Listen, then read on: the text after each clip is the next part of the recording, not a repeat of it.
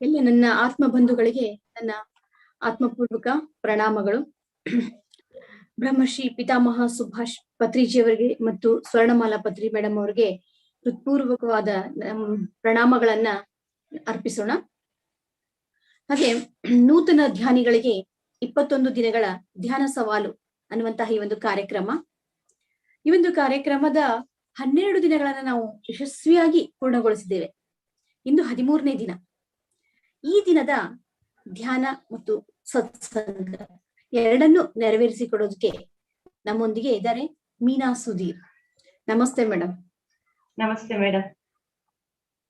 ಇಂದಿನ ಒಂದು ಪ್ರಾಪಂಚಿಕ ಒಂದು ಪರಿಸ್ಥಿತಿನಲ್ಲಿ, ಅದರಲ್ಲೂ ಈ ಕೊರೋನಾದಂತಹ ಸಂದಿಗ್ಧ ಪರಿಸ್ಥಿತಿನಲ್ಲಿ ಧ್ಯಾನ ಮತ್ತು ಆಧ್ಯಾತ್ಮಿಕ ಒಂದು ಹಾದಿ ಎಲ್ಲರಿಗೂ ಕೂಡ ಬೇಕೇ ಬೇಕಾದಂಥದ್ದು. ಹಾಗಾಗಿ ನಾವೆಲ್ಲರೂ ಕೂಡ ತುಂಬಾ ಆಸಕ್ತಿಯಿಂದ ಧ್ಯಾನ ಮತ್ತು ಸತ್ಸಂಗದಲ್ಲಿ ಪಾಲ್ಗೊಳ್ತಾ ಇದ್ದೇವೆ. ಹಾಗೆ ಇಂದು ಕೂಡ ನಮ್ಮೊಂದಿಗೆ ಮೀನಾ ಸುಧೀರ್, ಇವರು ಮಾಗಡಿಯ ನಿವಾಸಿ. ಇವರು 2006ರಲ್ಲಿ ಧ್ಯಾನಕ್ಕೆ ಪ್ರವೇಶರಾದ್ರು. ಧ್ಯಾನವನ್ನ ಮಾಡ್ತಾ 2008ರಲ್ಲಿ ತುಂಬಾನೇ ಆಸಕ್ತಿಯಿಂದ ಧ್ಯಾನದಲ್ಲಿ ಅವರು ಮುಳುಗಿದ್ರು. ನಂತರ ಇವರು ಸಾಕಷ್ಟು PSSM ನ ಆಕ್ಟಿವಿಟೀಸ್ ಗಳಲ್ಲಿ ಚಟುವಟಿಕೆಯಿಂದ ಭಾಗವಹಿಸಿ ಮತ್ತೆ ಸಾಕಷ್ಟು ಈ ಥರ್ಡ್ ಐ ವಿಷನ್ ಅನ್ನ ಇವರು ಹೊಂದಿರ್ತಕ್ಕಂಥವ್ರು. ಶಾಲಾ ಕಾಲೇಜುಗಳಿಗೆ ಇವರು ಧ್ಯಾನ ಪ್ರಚಾರವನ್ನ ಮಾಡಿದ್ದಾರೆ. ಜೊತೆಗೆ ಈ ಝೂಮ್ ಸೆಷನ್ ನ ಅಡಿಯಲ್ಲಿ ಕನ್ನಡ, ಹಿಂದಿ, ಇಂಗ್ಲಿಷ್ ಈ 3 ಭಾಷೆಗಳಲ್ಲೂ ಕೂಡ ತರಗತಿಗಳನ್ನ ತೆಗೆದುಕೊಳ್ತಾ ಇರ್ತಾರೆ. ಹಾಗಾಗಿ ಇಂತಹ ಒಬ್ಬ ಮಾಸ್ಟರ್ ಇಂದು ಅವರು ಆಯ್ಕೆ ಮಾಡತಕ್ಕಂತಹ ವಿಷಯ ಅಧಿಕೃತ ಸಂಬಂಧಗಳನ್ನ ಸ್ಥಾಪಿಸುವುದು ಹೇಗೆ ಅನ್ನುವಂತಹ ವಿಚಾರವನ್ನ ನಮ್ಮೊಂದಿಗೆ ಹಂಚಿಕೊಳ್ಳಲಿದ್ದಾರೆ. ಓಕೆ, ಅವರನ್ನ ನಾವು ಈ ಒಂದು PSSM ಗ್ಲೋಬಲ್ ಮತ್ತು PSSM ಕರ್ನಾಟಕದ ಪರವಾಗಿ ಸ್ವಾಗತವನ್ನ ಬಯಸ್ತಾ ಇದ್ದೇನೆ. ನಮಸ್ತೆ ಮೇಡಮ್. ನಮಸ್ತೆ ಮೇಡಮ್. ನಮಸ್ತೆ. ಮೊದಲಿಗೆ ನಮ್ಮ ಗುರುಗಳಾದಂತ ಬ್ರಹ್ಮಶ್ರೀ ಪಿತಾಮಹ ಸುಭಾಷ್ ಪತ್ರಿಜಿ ಅವರಿಗೆ ಹಾಗೂ ಗುರುಮಾತಾ ಸ್ವರ್ಣಮಾಲಾ ಮೇಡಮ್ ಅವರಿಗೆ, ಹಾಗೆ ನನ್ನ ಈ ಜನ್ಮಕ್ಕೆ ಕಾರಣೀಭೂತರಾಗಿರುವಂತ ನಮ್ಮ ತಂದೆ ತಾಯಿಯವರಿಗೆ ನನ್ನ ಅನಂತ ಕೋಟಿ ನಮನಗಳನ್ನ ತಿಳಿಸೋದಕ್ಕೆ ಇಷ್ಟಪಡ್ತೀನಿ. ಸ್ನೇಹಿತರೆ, ಈಗ ಮುಂಚೆನೆ ಆರ್ತಿ ಮೇಡಮ್ ಹೇಳಿದ್ರು 2006 ಇಂದ 2008. ಆಕ್ಚುಲಿ ನಾನು 2006 ಇಂದ 2008 ವರ್ಗೂ ನಿರಂತರವಾಗಿ ಧ್ಯಾನ ಮಾಡ್ತಾನೆ ಇದ್ದೆ. ಬಟ್ ಆ 2 ವರ್ಷ ನನಗೆ ಯಾವುದೇ ಅನುಭವಗಳಿಲ್ಲ. ನನ್ನ ಫ್ರೆಂಡ್ಸ್ ಎಲ್ಲ ಮಾಗಡಿಯಲ್ಲಿ ತುಂಬಾ ಫ್ರೆಂಡ್ಸ್ ಎಲ್ಲ ಧ್ಯಾನದಲ್ಲೇ ಇದ್ರು. ನನ್ನಲ್ಲಿ ಯಾವುದೇ ಅನುಭವ ಆಗ್ತಿಲ್ವಲ್ಲ ಅಂತಂದ್ಬಿಟ್ಟು ನನ್ನ ಫ್ರೆಂಡ್ಸ್ ಹತ್ರ ನಿಜವಾಗ್ಲೂ ಕಣ್ಣಲ್ಲಿ ನೀರ್ ಇಟ್ಕೊಂಡಿದೀನಿ. ನನಗೆ ಯಾವುದೇ ಅನುಭವ ಆಗ್ತಿಲ್ಲ, ಬರೀ ಥಾಟ್ಸೇ ಆಗ್ತಾ ಇದೆ. ಯಾಕಂದ್ರೆ ಆ ಹೊತ್ತಲ್ಲಿ ಮಾಸ್ಟರ್ಸ್ ಯಾರು ನಮ್ಗಳಿಗೆ ಸಿಗ್ತಾ ಇರ್ಲಿಲ್ಲ. ಅಲ್ಲಿ ತೆಲುಗು ಮಾಸ್ಟರ್ಸ್ ತುಂಬಾ ಜಾಸ್ತಿ ಇರ್ತಾ ಇದ್ರು. ನಮ್ಮನ್ನ ಗೈಡ್ ಮಾಡಿದೆ ಅಂತಂದ್ರೆ ಧ್ಯಾನಕಸ್ಪರಿ ಒಂದೇ. ಹೀಗೆ 2008 ಅಲ್ಲಿ ನ್ಯಾಷನಲ್ ಕಾಲೇಜ್ ಗ್ರೌಂಡ್ಸ್ ಅಲ್ಲಿ ಧ್ಯಾನ ಮಹಾಯಜ್ಞ ಅಂತ ಆಯ್ತು. ಆ ಧ್ಯಾನ ಮಹಾಯಜ್ಞಕ್ಕೆ 8 ದಿನ ಫುಲ್, ಬೆಳಗ್ಗೆ 4 ಗಂಟೆ ಹೋದ್ರೆ ಸಂಜೆ ರಾತ್ರಿ 10ಕ್ಕೆ ವಾಪಸ್ ಮನೆಗೆ ಬರ್ತಾ ಇದ್ವಿ. 1 ವಾರ ಪೂರ್ತಿ ನಾವಲ್ಲಿ ಅಟೆಂಡ್ ಮಾಡಿದ್ವಿ. ಅಲ್ಲಿ ಅಟೆಂಡ್ ಮಾಡಿದಾಗ ಅದು ಒಂದು ಹೊಸ ವಿನೂತನವಾದ ಅನುಭವಗಳಿಗೆ ಕಾರಣ ಆಯ್ತು ಅಂತ ಹೇಳೋದಕ್ಕೆ ಇಷ್ಟಪಡ್ತೀನಿ. ಮತ್ತೆ ನಾನು ಇನ್ನೊಂದು ಹೇಳೋದಕ್ಕೆ ಇಷ್ಟಪಡ್ತೀನಿ ಫ್ರೆಂಡ್ಸ್, ನನ್ನ ಈ ಆಧ್ಯಾತ್ಮಿಕ ಪಯಣದಲ್ಲಿ ಫಸ್ಟ್ ಧ್ಯಾನದಲ್ಲಿ ನಾನು ಇದ್ದಾಗ ನನಗೆ ಅನುಭವಗಳು ಆಗ್ತಿಲ್ಲ ಅಂತ ಅಂದ್ಕೊಳ್ತಾ ಇದ್ದೆ ಹೊರತು ನನ್ನ ನಿಜ ಜೀವನದಲ್ಲಿ ತುಂಬಾನೇ ಬದಲಾವಣೆ ಆಗಿತ್ತು. ಅಂದ್ರೆ ಧ್ಯಾನದಲ್ಲಿ ಅನುಭವ ಬರ್ಲಿಲ್ಲ ಅನ್ನೋ ಒಂದು ಇದಿತ್ತೆ ಹೊರತು, ಬಟ್ ಇಲ್ಲಿ ನಿಜ ಜೀವನದಲ್ಲಿ ನನ್ನ ಬಿಹೇವಿಯರ್ ಆಗ್ಲಿ, ನನ್ನ ಆಲೋಚನೆಗಳಾಗಲಿ, ಇವೆಲ್ಲ ತುಂಬಾನೇ ಡ್ರಾಸ್ಟಿಕ್ ಚೇಂಜಸ್ ಅನ್ನ ನಾನು ಕಂಡುಕೊಂಡೆ. ಅದಾದ್ಮೇಲೆ ಇದಾದ್ಮೇಲೆ ಅದೇ ಹೇಳದ್ನಲ್ಲ 2008 ಅಲ್ಲಿ ಅಲ್ಲಿ ನಾನು ಧ್ಯಾನ ಮಹಾಯಜ್ಞಕ್ಕೆ ಅಟೆಂಡ್ ಆದ್ಮೇಲೆ ಅಲ್ಲಿಂದ ನನ್ನ ಧ್ಯಾನದ ಜೀವನ ಇನ್ನೂ ಉತ್ತಮವಾದ ಅನುಭೂತಿಯನ್ನ ತಂದ್ಕೊಡ್ತು. ಇನ್ನೂ ಉತ್ತಮವಾಗಿ ನನ್ನ ಜೀವನವನ್ನ ಜೀವಿಸೋದಕ್ಕೆ ಅನುಕೂಲ ಆಯ್ತು. ನನ್ನ ಪ್ರಕಾರ ಆಧ್ಯಾತ್ಮಿಕತೆ ಅಂದ್ರೆ ನಾನು ಏನ್ ಹೇಳ್ದೆ, 2006 ಇಂದ 2008 ಅಲ್ಲಿ ನನಗೆ ಅನುಭೂತಿ ಪಡ್ಕೊಂಡಿದ್ದೇನು ಅಂತಂದ್ರೆ, ಆಧ್ಯಾತ್ಮಿಕತೆ ಅಂತಂದ್ರೆ ಎಲ್ಲ ಈಚೆಗಡೆ ಗುರುಗಳು, ಸಾಧು ಸಂತರು ಹೀಗಿರ್ಬೇಕು ಹಾಗಿರ್ಬೇಕು ಅಂತ ಎಲ್ಲಾರ ಹತ್ರನು ಹೇಳ್ತಾ ಇದ್ರು. ಬಟ್ ಅದನ್ನ ಅಲ್ಲಿ ಕೇಳೋ ಅಷ್ಟುವರೆಗೂ ಮಾತ್ರ ಅಷ್ಟೇ. ಮತ್ತೆ ಮನೆಗ್ ಬಂದ್ರೆ ವಾಪಸ್ ಅದೇ ನಾಯಿ ಬಾಲ ಡೊಂಕ ಆಗ್ತಾ ಇತ್ತು. ಯಾವಾಗ ನಾನ್ ಧ್ಯಾನಕ್ಕೆ ಬಂದನೋ, ಏನು ಈ ತರ ನಿನ್ನ ಜೀವನ ಮಾಡಬೇಕು, ಈ ತರ ನೀನ್ ಇರಬೇಕು ಅಂತ ಏನೇನು ಕ್ವಾಲಿಟೀಸ್ ಹೇಳ್ತಾ ಇದ್ರು ಸತ್ಪುರುಷರು, ಆ ಕ್ವಾಲಿಟೀಸ್ ಎಲ್ಲ ನನ್ನೊಳಗೆ ನನಗೆ ಅರಿವಿಲ್ಲದೆ ನನ್ನ ಜೀವನದಲ್ಲಿ ಅದನ್ನ ಅಳವಡಿಸ್ಕೊಳ್ತಾ ಬರೋದನ್ನ ನಾನು ಕಂಡುಕೊಂಡೆ. ಇದೊಂದು ನನ್ನ ಜೀವನದಲ್ಲಿ ಒಂದು ಮಹತ್ತರವಾದ ತಿರುವು ಅಂತ ನಾನು ಹೇಳೋದಕ್ಕೆ ಇಷ್ಟಪಡ್ತೀನಿ ಫ್ರೆಂಡ್ಸ್. ಮತ್ತೆ ಇವತ್ತಿನ ಸಮಯದ ನಮಗೆ ಕೊಟ್ಟಿರುವಂತ ಸಮಯವನ್ನ ಸದಾ ಅಚ್ಚುಕಟ್ಟಾಗಿ ಉಪಯೋಗಿಸ್ಕೊಳ್ಳೋಣ ಅನ್ನೋ ಒಂದು ಉದ್ದೇಶದಿಂದ ಇವಾಗ ಎಲ್ಲರೂ ನಾವು ಧ್ಯಾನ ಸ್ಥಿತಿಗೆ ಹೋಗೋಣ ಫ್ರೆಂಡ್ಸ್. ಎಲ್ಲರೂ ಧ್ಯಾನ ಸ್ಥಿತಿಗೆ ಬನ್ನಿ. ಹಗರವಾಗಿ ಕಣ್ಮುಚ್ಚಿ 2 ಕೈಗಳನ್ನ ಕ್ಲಾಪ್ ಮಾಡ್ಕೊಳ್ಳಿ, 2 ಕಾಲನ್ನು ಕ್ರಾಸ್ ಮಾಡ್ಕೊಳ್ಳಿ. ಸ್ನೇಹಿತರೆ, ಮೊದಲಿಗೆ ನಮ್ಮ ಗುರುಗಳಾದಂತ ಬ್ರಹ್ಮರ್ಷಿ ಪಿತಾಮಹ ಸುಭಾಷ್ ಪತ್ರಿಜಿ ಅವರಿಗೆ ಅನಂತ ಕೋಟಿ ನಮನಗಳನ್ನ ತಿಳಿಸ್ತಾ, ಸಹಜವಾಗಿ ನಡೀತಾ ಇರುವ ಶ್ವಾಸಧಾರೆಯೊಂದಿಗೆ ಒಂದಾಗೋಣ. ಹೇಗೆ ತಣ್ಣನೆಯ ಉಸಿರು ಒಳಗ್ ಬರ್ತಾ ಇದೆ, ಹೇಗೆ ಬೆಚ್ಚನೆಯ ಉಸಿರು ಹೊರ ಹೋಗ್ತಾ ಇದೆ, ಅದನ್ನ ಗಮನಿಸೋಣ.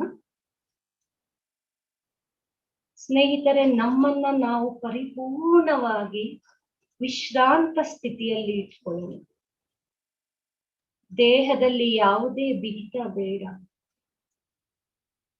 ಸುಖ ಸ್ಥಿರ I just finished a keynote and I was rushing back in my car and it was raining out there. And I just realized ಸುಖ ಸ್ಥಿರ ಆಸನದಲ್ಲಿ ಇರಿ ಫ್ರೆಂಡ್ಸ್.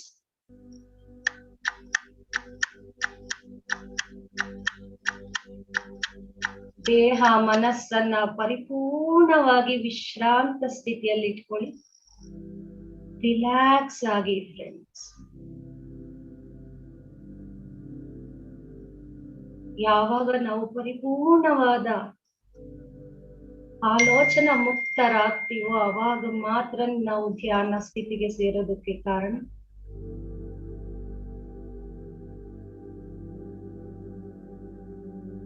ನಿರಂತರವಾಗಿ ನಡೀತಾ ಇರುವ ಶ್ವಾಸಧಾರೆಯೊಂದಿಗೆ ಒಂದಾಗೋಣ.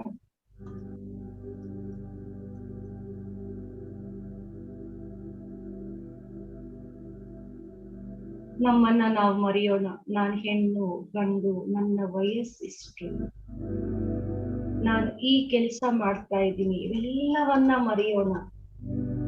ದೇಹ ಮನಸ್ಸು ಬುದ್ಧಿ ಎನ್ನುವನ್ನ ಮರೆತು ನಾವೆಲ್ಲ ಒಂದು ಆತ್ಮ ಸ್ವರೂಪಿಗಳು ಅಂತ ಧ್ಯಾನ ಮಾಡೋಣ ಫ್ರೆಂಡ್ಸ್.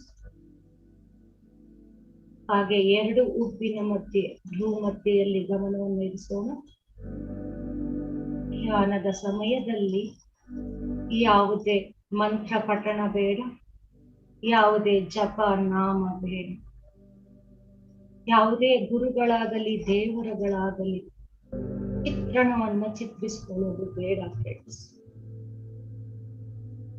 ಇವೆಲ್ಲ ಮಾಡಿದಾಗ ನಮ್ಮ ಮನಸ್ಸು ಜಾಗೃತವಾಗಿರುತ್ತೆ, ಅಲ್ಲಿ ಆಲೋಚನೆಗಳು ಮೂಡ್ತಾ ಇರುತ್ತೆ. ಅದಕ್ಕೋಸ್ಕರ ಇದ್ಯಾವುದು ಬೇಡ. ಆಲೋಚನೆಗಳ ಬರದೇ ಇರಬೇಕು. ನಾವು ಈ ಯಾವುದೇ ಕೆಲಸಗಳನ್ನ ಮಾಡಬಾರ್ದು. ಮಾನಸಿಕವಾಗಿ ನಮ್ಮ ಉಸಿರಾಟದೊಂದಿಗೆ ಇದ್ದಾಗ ನಮ್ಮ ಆಲೋಚನೆಗಳು ನಿಂತು ಹೋಗುತ್ತೆ. ಯಾವಾಗ ನಮ್ಮ ಆಲೋಚನೆಗಳು ನಿಲ್ಲುತ್ತೆ ಆವಾಗ ಮಾತ್ರ ನಮ್ಮೊಳಗೆ ದೈವಿ ಶಕ್ತಿ, ಆ ಕಾಸ್ಮಿಕ್ ಎನರ್ಜಿ ನಮ್ಮ ಬ್ರಹ್ಮರಂಧ್ರದಿಂದ ನಮ್ಮ ನೆತ್ತಿಯ ಮುಖಾಂತರ ನಮ್ಮ ದೇಹದೊಳಗೆ ಬರೋದಕ್ಕೆ ಸಾಧ್ಯ. ಇದು ಪರಿಪೂರ್ಣವಾದ ವಿಜ್ಞಾನ. ಅದಕ್ಕೋಸ್ಕರ ಯಾವುದೇ ವಿಚಾರ ಯೋಚನೆಗಳು ಬೇಡ. ನಮ್ಮ ಶ್ವಾಸಧಾರೆಯೊಂದಿಗೆ ಇರೋಣ.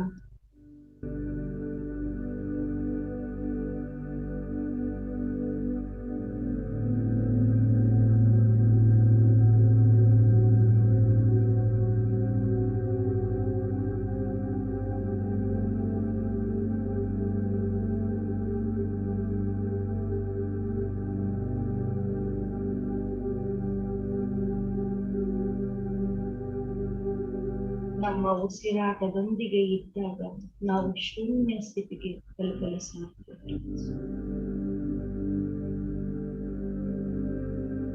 ಆಲೋಚನಾ ಮುಕ್ತ ಸ್ಥಿತಿ.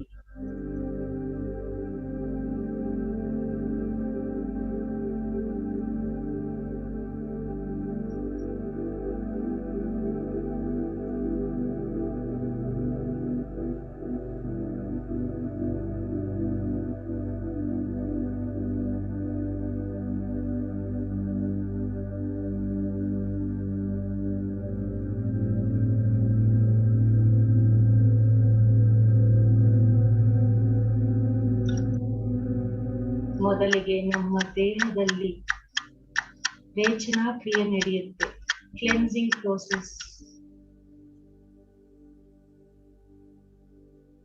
ನಮ್ಮ ದೇಹದಲ್ಲಿ ನಾಡಿ ಶುದ್ಧನಾ ಪ್ರಕ್ರಿಯೆ ನಡೆಯುತ್ತೆ.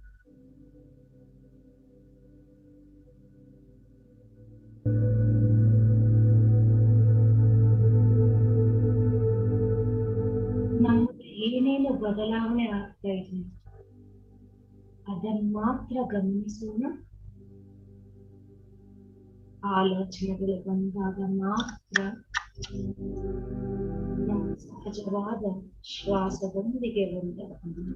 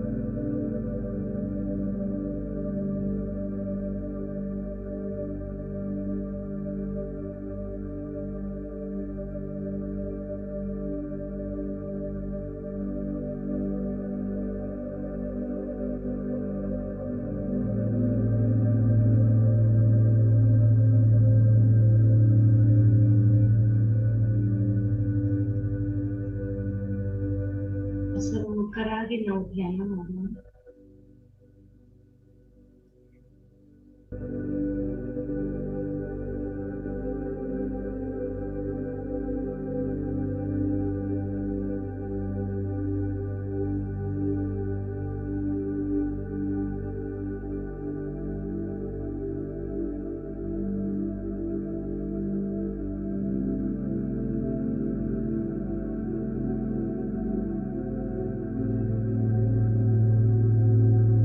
ಸ್ನೇಹಿತರೆ, ನಾವೆಲ್ಲ ಈಗ ಪ್ರಶಾಂತವಾದ ಸ್ಥಿತಿಗೆ ತಲುಪಿದ್ದೇವೆ.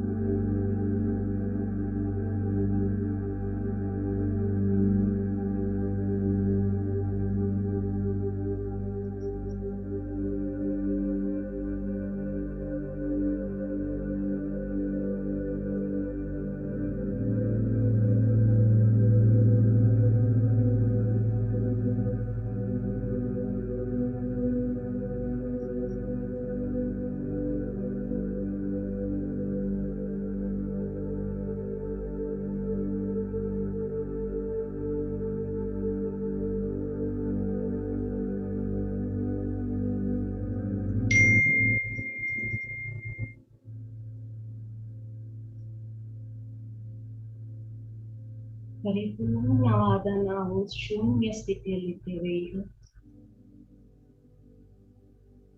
ನಮ್ಮೊಳಗೆ ಅಗಾಧವಾದ ವಿಶ್ವಮಯ ಪ್ರಾಣ ಶಕ್ತಿ ಒಳ ಬರ್ತಾ ಇದೆ.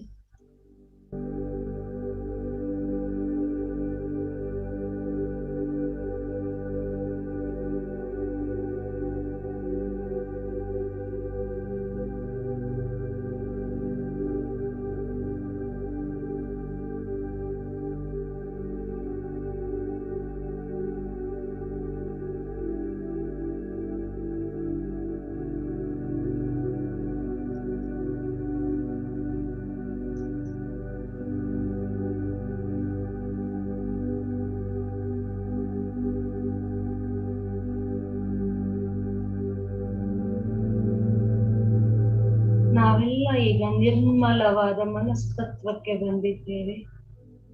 ಅಗಾಧವಾದ ಪ್ರಶಾಂತ ಸ್ಥಿತಿಯಲ್ಲಿದ್ದೇವೆ ಈಗ ಫ್ರೆಂಡ್ಸ್.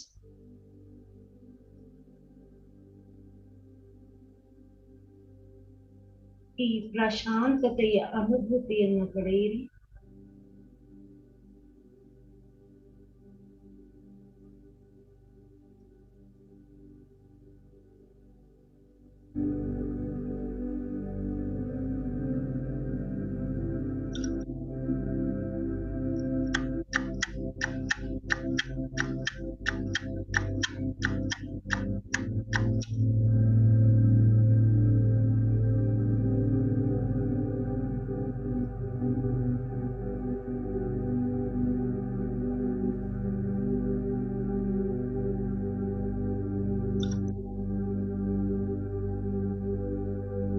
ಇನ್ನು ಆಳವಾಗಿ ನಾವು ಧ್ಯಾನಸ್ಥರಾಗೋಣ ಫ್ರೆಂಡ್ಸ್.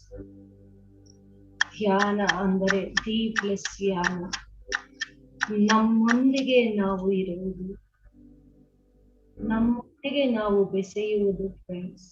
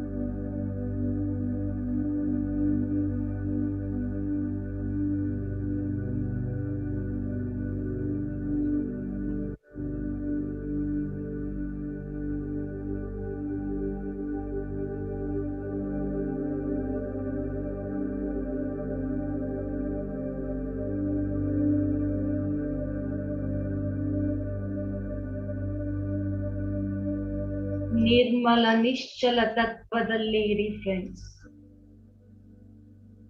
ಇಲ್ಲಿ ಅಗಾಧವಾದ ಶೂನ್ಯತೆಯಲ್ಲಿದ್ದೇವೆ ನಾವೀಗ.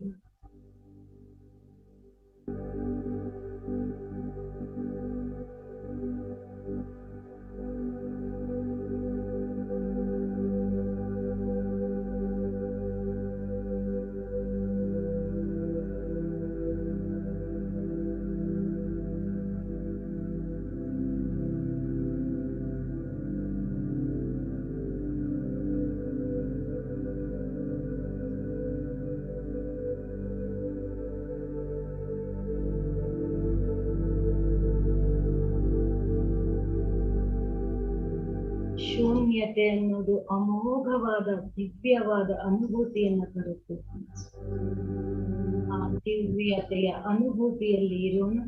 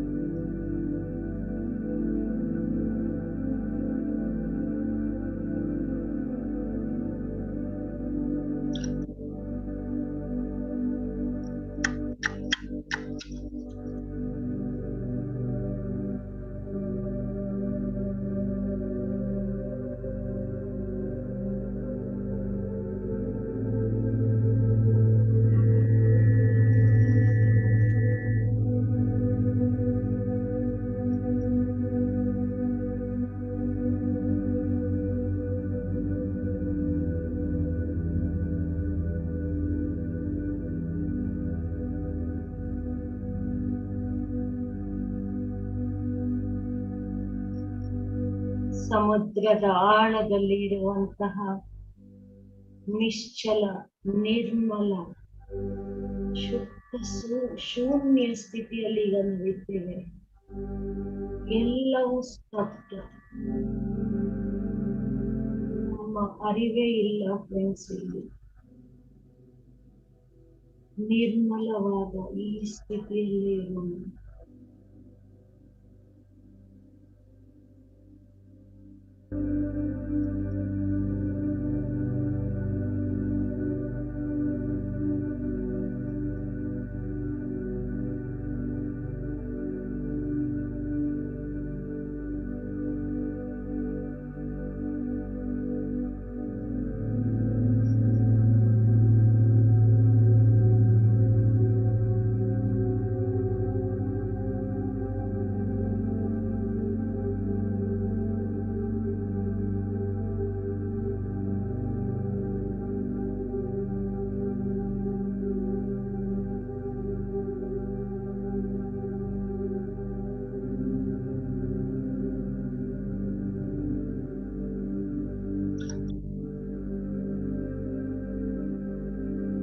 ಎಲ್ಲವೂ ಸ್ತಬ್ಧ.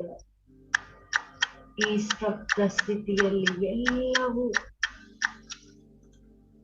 ನಿಶ್ಶಬ್ದ, ಶೂನ್ಯ.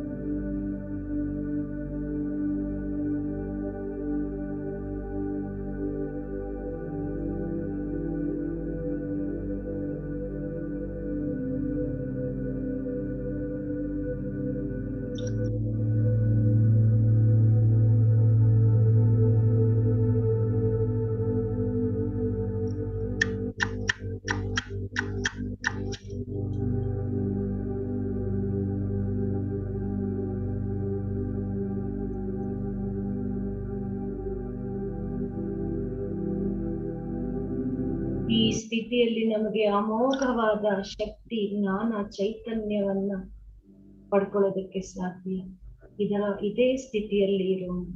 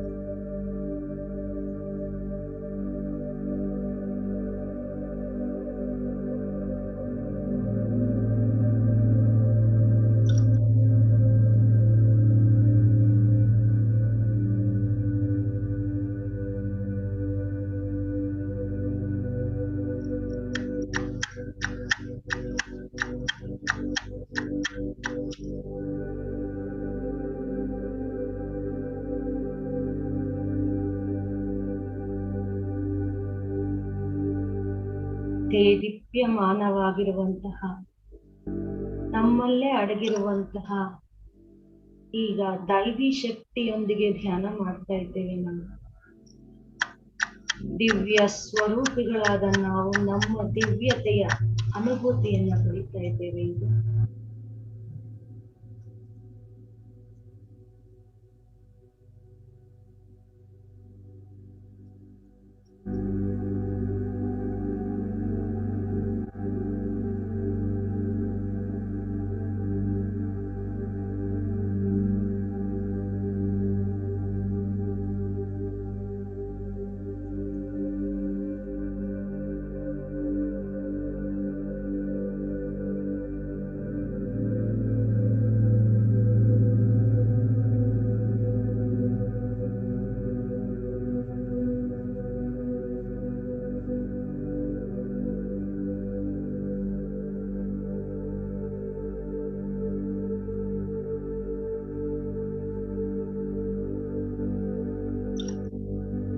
ಅಮೋಘವಾದ ಬ್ರಹ್ಮಾಂಡ ಸ್ಥಿತಿಯಲ್ಲಿ ಈಗ ಧ್ಯಾನ ಮಾಡ್ತಾ ಇದ್ದೇವೆ.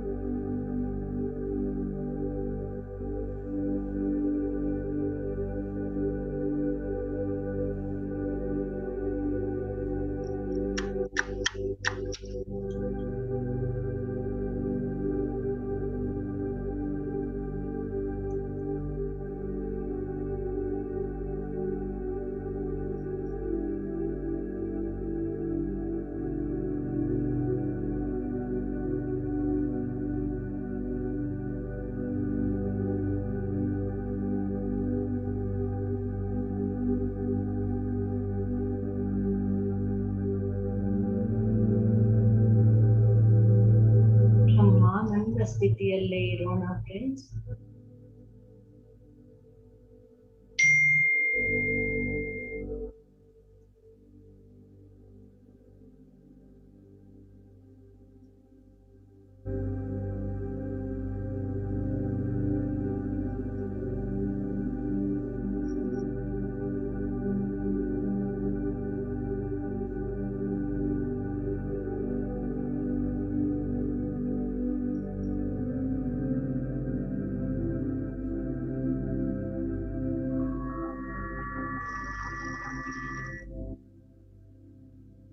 ಈ ದಿವ್ಯತೆಯು, ಈ ಬ್ರಹ್ಮಾನಂದ ಅನುಭೂತಿ ನಮ್ಮನ್ನ ಪರಿಪೂರ್ಣತ್ವದ ಎಡೆಗೆ ತಗೊಂಡಿಸ್ತಾ ಇದೆ.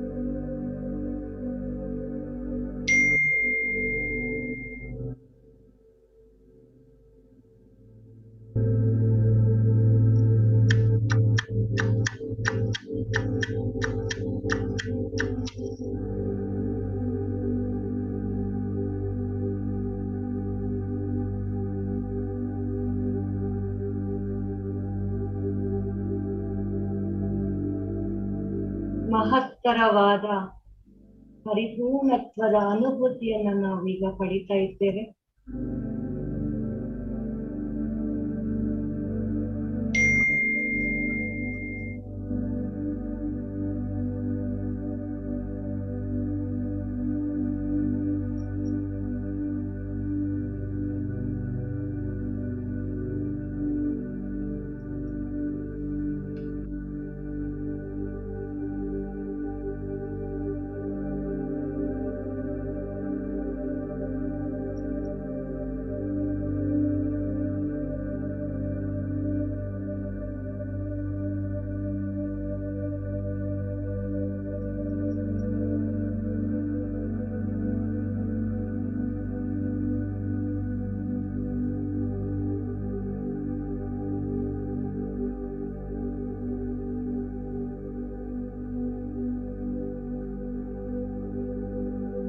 ನಮ್ಮ ಸ್ವಸ್ವರೂಪದೊಂದಿಗೆ ಈಗ ಧ್ಯಾನ ಮಾಡ್ತಾ ಇದ್ದೇವೆ.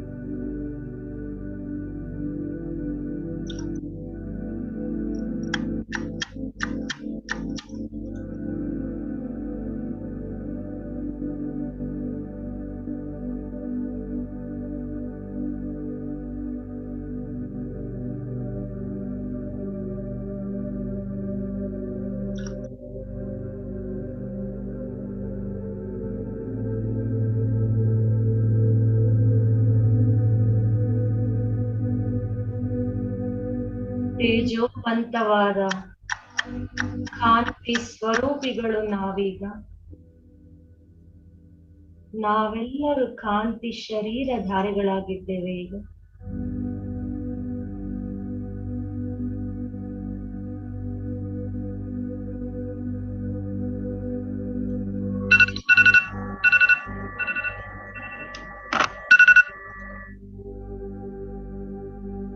ಸ್ನೇಹಿತರೆ, ಕೊನೆಯ 1 ನಿಮಿಷ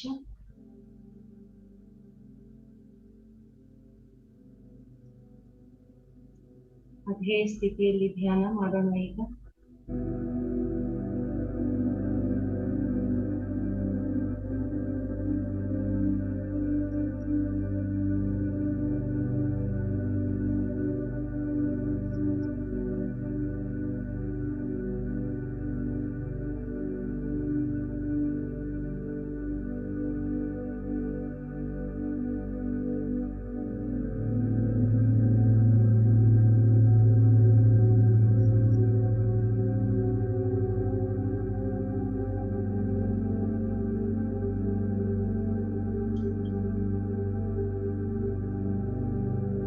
ನಿಧಾನವಾಗಿ ನಾವು ನಮ್ಮ ದೇಹಾನುಭೂತಿಗೆ ಬರೋಣ ಫ್ರೆಂಡ್ಸ್.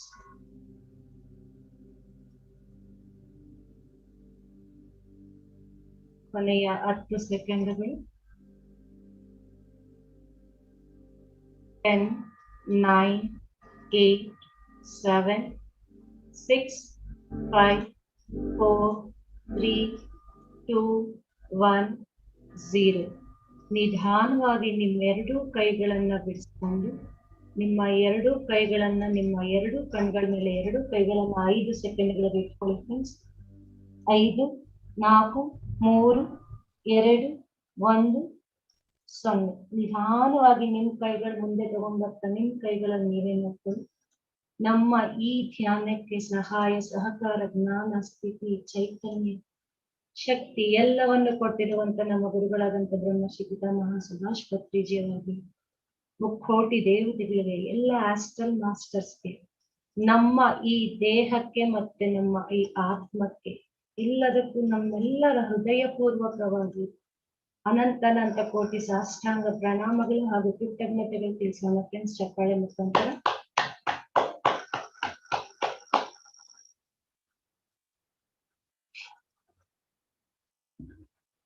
ಸ್ನೇಹಿತರೆ, ಇವತ್ತು ನಾನ್ ಸೆಲೆಕ್ಟ್ ಮಾಡ್ಕೊಂಡಿರುವಂತಹ ವಿಷಯ ಅಧಿಕೃತ ಸಂಬಂಧ ರಚಿಸುವುದು. ಇದು ನನಗೆ ತುಂಬಾ ಇಷ್ಟವಾದ ಸಬ್ಜೆಕ್ಟ್ ಕೂಡ. ನಾನು ಏನ್ ಆನ್ಲೈನ್ ಸೆಷನ್ಸ್ ಅಲ್ಲಿ ನಾನು ಮಾಡ್ತೀನೋ ಅದರಲ್ಲಿ ಅತಿ ಹೆಚ್ಚು ಒತ್ತು ಕೊಡೋದು ನನ್ನ ಸಂಬಂಧಗಳಿಗೆ. ಸ್ನೇಹಿತರೆ, ಮನುಷ್ಯ ಒಬ್ಬನೇ ಒಂಟಿಯಾಗಿ ಜೀವನವನ್ನ ಜೀವಿಸೋದಕ್ಕೆ ಅವನ್ ಬೈ ಬರ್ತ್ ಅವನ ಸ್ವಭಾವವೇ ಅಲ್ಲ. ಮನುಷ್ಯ ಸೋಷಿಯಲ್ ಬೀಯಿಂಗ್. ಅವನು ಯಾವಾಗ್ಲೂ ಯಾರಾದ್ರೂ ಜೊತೆ ಬೇಕೇ ಬೇಕು. ಇದಕ್ಕೆ ಉದಾಹರಣೆ ನಾವೇ ಈಗಲೇ ನೋಡ್ತಾ ಇದೀವಿ. ಈ ಕರೋನಾ ಪರಿಸ್ಥಿತಿಯಲ್ಲಿ ಹೇಗೆ ಆಗ್ತಾ ಇದೆ ಅನ್ನೋದು. ಇಲ್ಲಿ ಕಾಯಿಲೆ ಅವ್ರನ್ನ ಸಾಯಿಸ್ತಾ ಇಲ್ಲ, ಐಸೋಲೇಷನ್ ಮಾಡೋದ್ರಿಂದ ಅವರು ಇನ್ನೂ ಭಯಭೀತರಾಗ್ತಾ ಇದ್ದಾರೆ. ಸೊ ಅದಕ್ಕೋಸ್ಕರ ಮನುಷ್ಯನಿಗೆ ಒಂದು ಜೋಡಿ ಜೀವ ಇಲ್ಲ, ಯಾರಾದ್ರೂ ಒಬ್ರು ಇರ್ಲೇಬೇಕು ಜೊತೆಗೆ. ಅದಕ್ಕೋಸ್ಕರ ನಾವು ಈಗ ಜೊತೆ ಅಂದ್ರೆ ಮನುಷ್ಯ ಹುಟ್ಟುತ್ತಾನೆ, ಸಂಬಂಧಗಳು ನಮ್ ಜೊತೆ ಒಂದೇ ಬರುತ್ತೆ ಫ್ರೆಂಡ್ಸ್. ಹೇಗೆ ಅಂತಂದ್ರೆ, ಮೊದಲಿಗೆ ನಾವು ಹುಟ್ಟುತ್ತಾ ಇದ್ದಂಗೆ ತಂದೆ ತಾಯಿ, ನಮ್ಮ ಕುಟುಂಬ ಅನ್ನೋದು ನಮ್ಗೆ ಪರಿಚಯ ಆಗುತ್ತೆ, ನಮ್ಗೆ ಸ್ವಲ್ಪ ಬುದ್ಧಿ ಬರ್ತಾ ಇದ್ದಾರೆ. ಸೊ ಕುಟುಂಬದಲ್ಲಿ ನಾವು ಬೆಳೀತಾ ನಮ್ಮದೇ ಆದಂತಹ ಪಾತ್ರ ಅಂದ್ರೆ ನಮ್ಮದೇ ಆದಂತಹ ಜವಾಬ್ದಾರಿಗಳನ್ನ ನಾವು ನಿಭಾಯಿಸ್ಬೇಕಾಗುತ್ತೆ. ಇವಾಗ ಮಗಳಾದ್ರೆ ತಂದೆ ತಾಯಿಯವರಿಗೆ ಕೊಡುವ ಗೌರವವಾಗಲಿ, ಅಕ್ಕ ತಂಗಿಯರ ಅಕ್ಕರೆಯನ್ನ ಪಡೆಯೋದಕ್ಕಾಗ್ಲಿ, ಇಲ್ಲ ಅಕ್ಕರೆಯನ್ನ ಕೊಡುವುದಕ್ಕಾಗ್ಲಿ, ಮತ್ತೆ ನಮ್ಮ ಜವಾಬ್ದಾರಿ ಒಂದು ಹೆಣ್ಣು ಮಗಳಾಗಿ ಏನು ನಾನು ಈ ಕುಟುಂಬಕ್ಕೆ ನಿಭಾಯಿಸಬಲ್ಲೆ ನನ್ನ ಸಂಬಂಧವನ್ನ ಅನ್ನೋದನ್ನ ನಾವು ಕಲಿಬೇಕಾಗುತ್ತೆ ಫ್ರೆಂಡ್ಸ್ ಅಲ್ವಾ. ಹಾಗೆ ಕುಟುಂಬ ಅಂತಂದ ತಕ್ಷಣ ಎಲ್ಲರೂ ಇರ್ತಾರೆ, ಅಣ್ಣ ತಮ್ಮಂದಿರಿರ್ತಾರೆ. ಎಲ್ಲರಿಗೂ ನಮ್ಮದೇ ಆದಂತ ಪಾತ್ರವನ್ನ ಪರಿಪೂರ್ಣವಾಗಿ ನಿಭಾಯಿಸ್ಬೇಕಾಗುತ್ತೆ. ಹಾಗೆ ಒಂದು ವಯಸ್ಸಿಗೆ ಬಂದ ಮೇಲೆ ನಾವು ಮದುವೆ ಅಂತ ಆಗ್ತೀವಿ.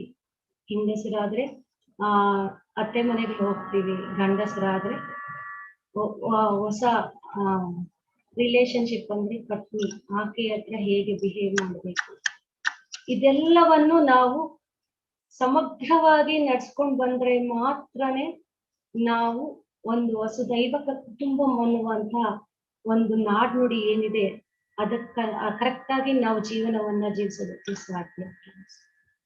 ನಾಡ್ನುಡಿಯಲ್ಲಿ ಇನ್ನೂ ಒಂದು ಮಾತಿದೆ, ಪೂಜಾ ಫಲ ಬಂದು ನಮ್ಮ ಪೂಜಾ ಫಲ ಹೇಗಿದೆಯೋ ಹಾಗೆ ಗಂಡ ಸಿಗ್ತಾನೆ, ನಮ್ಮ ಪುಣ್ಯ ಕಾರ್ಯಗಳು ಹೇಗಿದೆಯೋ ಹಾಗೆ ಮಕ್ಕಳು ಹುಟ್ಟುತ್ತಾರೆ ಅಂತ ಹೇಳ್ತಾರೆ. ಇದೆಲ್ಲವೂ ಯಾವುದು ಅವರ ಅನುಭವಕ್ಕೆ ಬಾರದೆ ಹೇಳೋದಿಲ್ಲ ಫ್ರೆಂಡ್ಸ್. ನಾವು ಆಧ್ಯಾತ್ಮಿಕವಾಗಿ ಇವಾಗ ಧ್ಯಾನಕ್ಕೆ ಬಂದಿದ್ದೇವೆ. ನಮ್ಮ ಈ ಲೈಫ್ ಅಲ್ಲಿ ನಾವು ಯಾರ್ಯಾರನ್ನ ಅಂದ್ರೆ ಇವಾಗ ಇಲ್ಲಿ ತಂದೆ ತಾಯಿ, ಅಣ್ಣ ತಂಗಿ, ಅಕ್ಕ, ತಮ್ಮ, ಆಮೇಲೆ ಇನ್ಯಾರ್ಯಾರು ಅಂದ್ರೆ ಮದುವೆ ಆದ್ರೆ ಗಂಡ, ಮಕ್ಕಳು, ಅತ್ತೆ ಮಾವ, ನಾದಿನಿಯರು, ಮೈದುನರು, ಇವರೆಲ್ಲರನ್ನು ನಾವು ಕೇಳಿ ಕಳ್ಕೊಂಡು ಬರ್ತೀವಿ ಭೂಮಿ ಮೇಲೆ ಫ್ರೆಂಡ್ಸ್. ಯಾವಾಗ ನಾವು ಮತ್ತೆ ಜನ್ಮ ನಮ್ಮ ಈ ದೇಹ ತ್ಯಾಗ ಮಾಡಿ ಮೇಲಿನ ಲೋಕಕ್ಕೆ ಹೋಗ್ತೀವೋ ಅಲ್ಲಿ ನಾವು ಕರ್ಮಾನುಸಾರವಾಗಿ ಅಲ್ಲಿ ಒಂದು ಪಿಕ್ಚರ್ ತೋರಿಸ್ತಾರೆ ನಮ್ಗೆ. ನಾವು ಈ ಜನ್ಮದಲ್ಲಿ ಏನೇನು ತಪ್ಪು ಮಾಡಿದ್ದೀವಿ, ಏನೇನು ಕರ್ಮಗಳನ್ನ ಅಡಿಷನ್ ಮಾಡ್ಕೊಂಡು ಬಂದಿದ್ದೀವಿ ಅನ್ನೋದನ್ನ ನಮ್ಗಲ್ಲಿ ಒಂದು ಪಿಕ್ಚರ್ ತೋರಿಸ್ತಾರೆ. ಆ ಪಿಕ್ಚರ್ ಅಲ್ಲಿ ನೋಡಿ ಯಾರ್ಯಾರು ನಾವು ತೊಂದರೆ ಕೊಟ್ಟಿದೀವೋ ಆ ಸ್ಥಾನದಲ್ಲಿ ನಾವು ನಿಂತು ಅದರ ಅನುಭೂತಿಯನ್ನ ಪಡಿತೀವಿ. ಆಮೇಲಿಂದ ನಮ್ಗೆ ನಾವು ಒಂದು ಒಪ್ಪಂದ ಮಾಡ್ಕೊಳ್ತೀವಿ. ಹೇಗೆ ಅಂತಂದ್ರೆ, ಇಲ್ಲ ನಾನು ಈ ಸರ್ತಿ ಜನ್ಮ ತಗೊಂಡಾಗ ನಾನು ಏನೇನ್ ತಪ್ಪು ಮಾಡಿದೀನೋ ಅದನ್ನೆಲ್ಲ ಕರೆಕ್ಟ್ ಮಾಡ್ಕೊಂಡು ಈ ಕರ್ಮಗಳನ್ನೆಲ್ಲ ನಾನು ಕಳ್ಕೊಂಡು ಭೂಮಿ ಮೇಲೆ ಮತ್ತೆ ನಾನು ವಾಪಸ್ ಬರ್ತೀನಿ ಅಂತ ಹೇಳಿ ನಮಗೆ ನಾವೇ ಒಪ್ಪಂದ ಮಾಡ್ಕೊಂಡು ಭೂಮಿ ಮೇಲೆ ಬರ್ತೀವಿ ಫ್ರೆಂಡ್ಸ್. ಭೂಮಿ ಮೇಲೆ ಬಂದ ಮೇಲೆ ಏನ್ ಮಾಡ್ತೀವಿ ಹೇಳಿ? ಯಾರು ಹತ್ರದ ಸಂಬಂಧ ಇರ್ತಾರೋ ಅವ್ರು ಮಾತ್ರ ಫ್ರೆಂಡ್ಸ್. ನಾ ಹೇಳ್ತಾ ಇರೋದು ಅಪ್ಪ ಅಮ್ಮ, ಅಣ್ಣ ತಮ್ಮ, ಅಕ್ಕ ತಂಗಿ, ಅತ್ತೆ ಮಾವ, ಮತ್ತೆ ಸೊಸೆ ಮೊಮ್ಮಕ್ಕಳು, ಇಲ್ಲ ಅಳಿಯಂದಿರು, ಮತ್ತೆ ಹೀಗೆ ನಾದಿನಿಯರು, ಮೈದನರು, ಇವರೆಲ್ಲ ಹತ್ತಿರದ ಸಂಬಂಧಿಕರನ್ನ ನಾವೇ ಚೂಸ್ ಮಾಡ್ಕೊಂಡು ಕರ್ಕೊಂಡ್ ಬರ್ತೀವಿ ಇಲ್ಲಿಗೆ. ಅಲ್ಲಿ ಅವ್ರುಗಳನ್ನ ಕರೆದಾಗ ಬನ್ನಿ ನೀವು ನಿಮ್ಮ ಕ್ಯಾರೆಕ್ಟರ್ನ ವಹಿಸಿ, ನಾನು ನನ್ನನ್ನ ಕರೆಕ್ಟ್ ಮಾಡ್ಕೋಬೇಕು ಅಂತ ಹೋಗರಿತೀವಿ, ಬನ್ನಿ ಬನ್ನಿ ಅಂತ ಕರೀತೀವಿ. ಆದ್ರೆ ಅವ್ರು ಬರೋದಕ್ಕೆ ಒಪ್ಕೊಳ್ಳಲ್ಲ. ಯಾಕೆ ಅಂತಂದ್ರೆ ಅಲ್ಲಿ ಬಂದ ಮೇಲೆ ತಿರ್ಗಾ ಮತ್ತೆ ನನ್ನ ಭೂಮಿ ಮೇಲೆ ನನ್ನನ್ನ ಬೈತೀರಾ, ಇವ್ರು ಹಾಗೆ ಅವ್ರು ಹೀಗೆ ಅಂತ ಇದ್ ಮಾಡ್ತೀರಾ ಅಂತ ಹೇಳಿ ಅವ್ರು ಬರೋದಿಲ್ಲ ಅಂತಾರೆ. ಅಲ್ಲಿ ಅವರನ್ನ ಗೋಗರ್ಸ್ಕೊಂಡು ಕರ್ಕೊಂಡ್ ಬರ್ತೀವಿ. ಕರ್ಕೊಂಡ್ ಬಂದ್ಮೇಲೆ ಯಪ್ಪಾ ನಮ್ ಮನೆ ಹಂಗೆ, ನಮ್ಮ ಮನೇಲಿ ಹೀಗೆ, ಅವ್ರು ಹಂಗ್ ನಡ್ಕೊಳ್ತಾರೆ, ಇವ್ರು ಹಿಂಗ್ ನಡ್ಕೊಳ್ತಾರೆ ಅಂತ ನಾವು ಬೊಂಬ ಪುಜಾಯಿಸ್ತೀವಿ. ಇದರಿಂದ ಈ ಸಂಬಂಧಗಳು ನನಗೆ ಅನುಕೂಲವಾಗಿಲ್ಲ, ಅದಕ್ಕೋಸ್ಕರ ನನ್ನ ಜೀವನ ಹೀಗಾಗೋಗ್ತಾ ಇದೆ ಅಂತ ನಮ್ಗೆ ನಾವು ಹೇಳ್ಕೊಂಡು ಒಂದು ಕುಂಟನೆವ ಅಂತ ಹೇಳ್ಬೋದು ಫ್ರೆಂಡ್ಸ್. ಇಲ್ಲಿ ಬರೀ ನಾವು ಬಾಹ್ಯ ಮುಖವಾಗಿ ನೋಡ್ತಾ ಇರ್ತೀವಿ ಬೇರೆಯವರನ್ನ. ಸೊ ಅದು ಇಲ್ಲಿ ನಾವು ಪಾಠವನ್ನ ಕಲಿಯೋದಕ್ಕೆ, ಅದರಿಂದ ನಾವು ನಮ್ಮ ಆತ್ಮ ಉದ್ಧಾರ ಮಾಡ್ಕೊಳ್ಳೋದಕ್ಕೆ ನಾವು ಬಂದಿದೀವಿ ಅನ್ನೋ ಅರಿವು ನಮ್ಗೆ ಇರೋದಿಲ್ಲ. ಇಲ್ಲಿ ಯಾವಾಗ ನಮ್ಮಲ್ಲಿ ನಾವು ಈ ಅರಿವನ್ನ ತಗೊಂಡ್ ಬರ್ತೀವೋ ಅವಾಗ ಮಾತ್ರ ನಾವು ಅದ್ಭುತವಾದ ಸಂಬಂಧಗಳು ಅನ್ನೋದಕ್ಕಿಂತ ಫ್ರೆಂಡ್ಸ್ ಬಾಂಧವ್ಯ ಅಂತ ಹೇಳೋದಕ್ಕೆ ನಾನು ತುಂಬಾ ಇಷ್ಟಪಡ್ತೀನಿ. ಯಾಕಂದ್ರೆ ಬಾಂಧವ್ಯ ಅಂದ್ರೆ ನಮ್ಮ ಹೃದಯ ಆತ್ಮ ಚೈತನ್ಯದಿಂದ ನಾವು ಸಂಬಂಧಗಳನ್ನ ಏರ್ಪಡಿಸ್ಕೊಂಡಾಗ ಬಾಂಧವ್ಯ ಅಂತ ಹೇಳೋದಕ್ಕೆ ಸಾಧ್ಯ ಫ್ರೆಂಡ್ಸ್. ಸೊ ನಾವು ಉತ್ತಮವಾದ ಬಾಂಧವ್ಯ ನಮ್ಮ ಫ್ಯಾಮಿಲಿ ಜೊತೆ ಏರ್ಪಡಿಸ್ಕೋಬೇಕು ಅನ್ನೋದು ಹೇಗೆ ಅಂತ ನಾನು ಹೇಳ್ತೀನಿ. ಮತ್ತೆ ಇನ್ನೊಂದ್ ಸರ್ತಿ ಹೇಳ್ತಾ ಇದೀನಿ, ಕೇಳಿ ಫ್ರೆಂಡ್ಸ್. ಇವಾಗ ನಾವು ಒಟ್ಟು ಕುಟುಂಬದಲ್ಲಿ ಇರ್ತೀವಿ ಅಂತ ಅನ್ಕೊಳ್ಳಿ. ಹೊರಗಡೆ ಏನೋ ಒಂದು ಸಿನಿಮಾಗೋ ಅನ್ಕೊಳ್ಳಿ, ಇಲ್ಲ ಯಾವ್ದಾದ್ರು ಒಂದು ಪ್ರವಚನ ಕೇಳೋದಕ್ಕೋ ಅಂತ ಅನ್ಕೊಳ್ಳಿ ಹೋಗಿರ್ತೀವಿ. ಅಲ್ಲಿ ಎಷ್ಟೊತ್ತಾದ್ರೂ ನಾವು ಮನೆಗ್ ಬರೋದಕ್ಕೆ ಬರಲ್ಲ. ನಾವು ನಮ್ಮನ್ನ ಹುಡುಕೊಂಡು ಯಾರು ಬರ್ತಾರೆ ಹೇಳಿ? ನಮ್ಮ ಕುಟುಂಬಸ್ಥರೇ ಬರೋದು. ಊರಲ್ಲಿ ಬೇರೆ ಯಾರು ಬರೋದಿಲ್ಲ ಫ್ರೆಂಡ್ಸ್, ನಮ್ಮನ್ನ ಹುಡುಕೊಂಡು ಬರೋದು. ಸೊ ಅದಕ್ಕೆ ನಾವು ನಮ್ಮ ಕುಟುಂಬಸ್ಥರಿಗೆ ಎಷ್ಟು ಪ್ರಾಮಿನೆನ್ಸ್ ಕೊಡ್ಬೇಕು ಅನ್ನೋದನ್ನ ನಾವು ಡಿಸೈಡ್ ಮಾಡ್ಬೇಕಾಗುತ್ತೆ. ಹಾಗೆ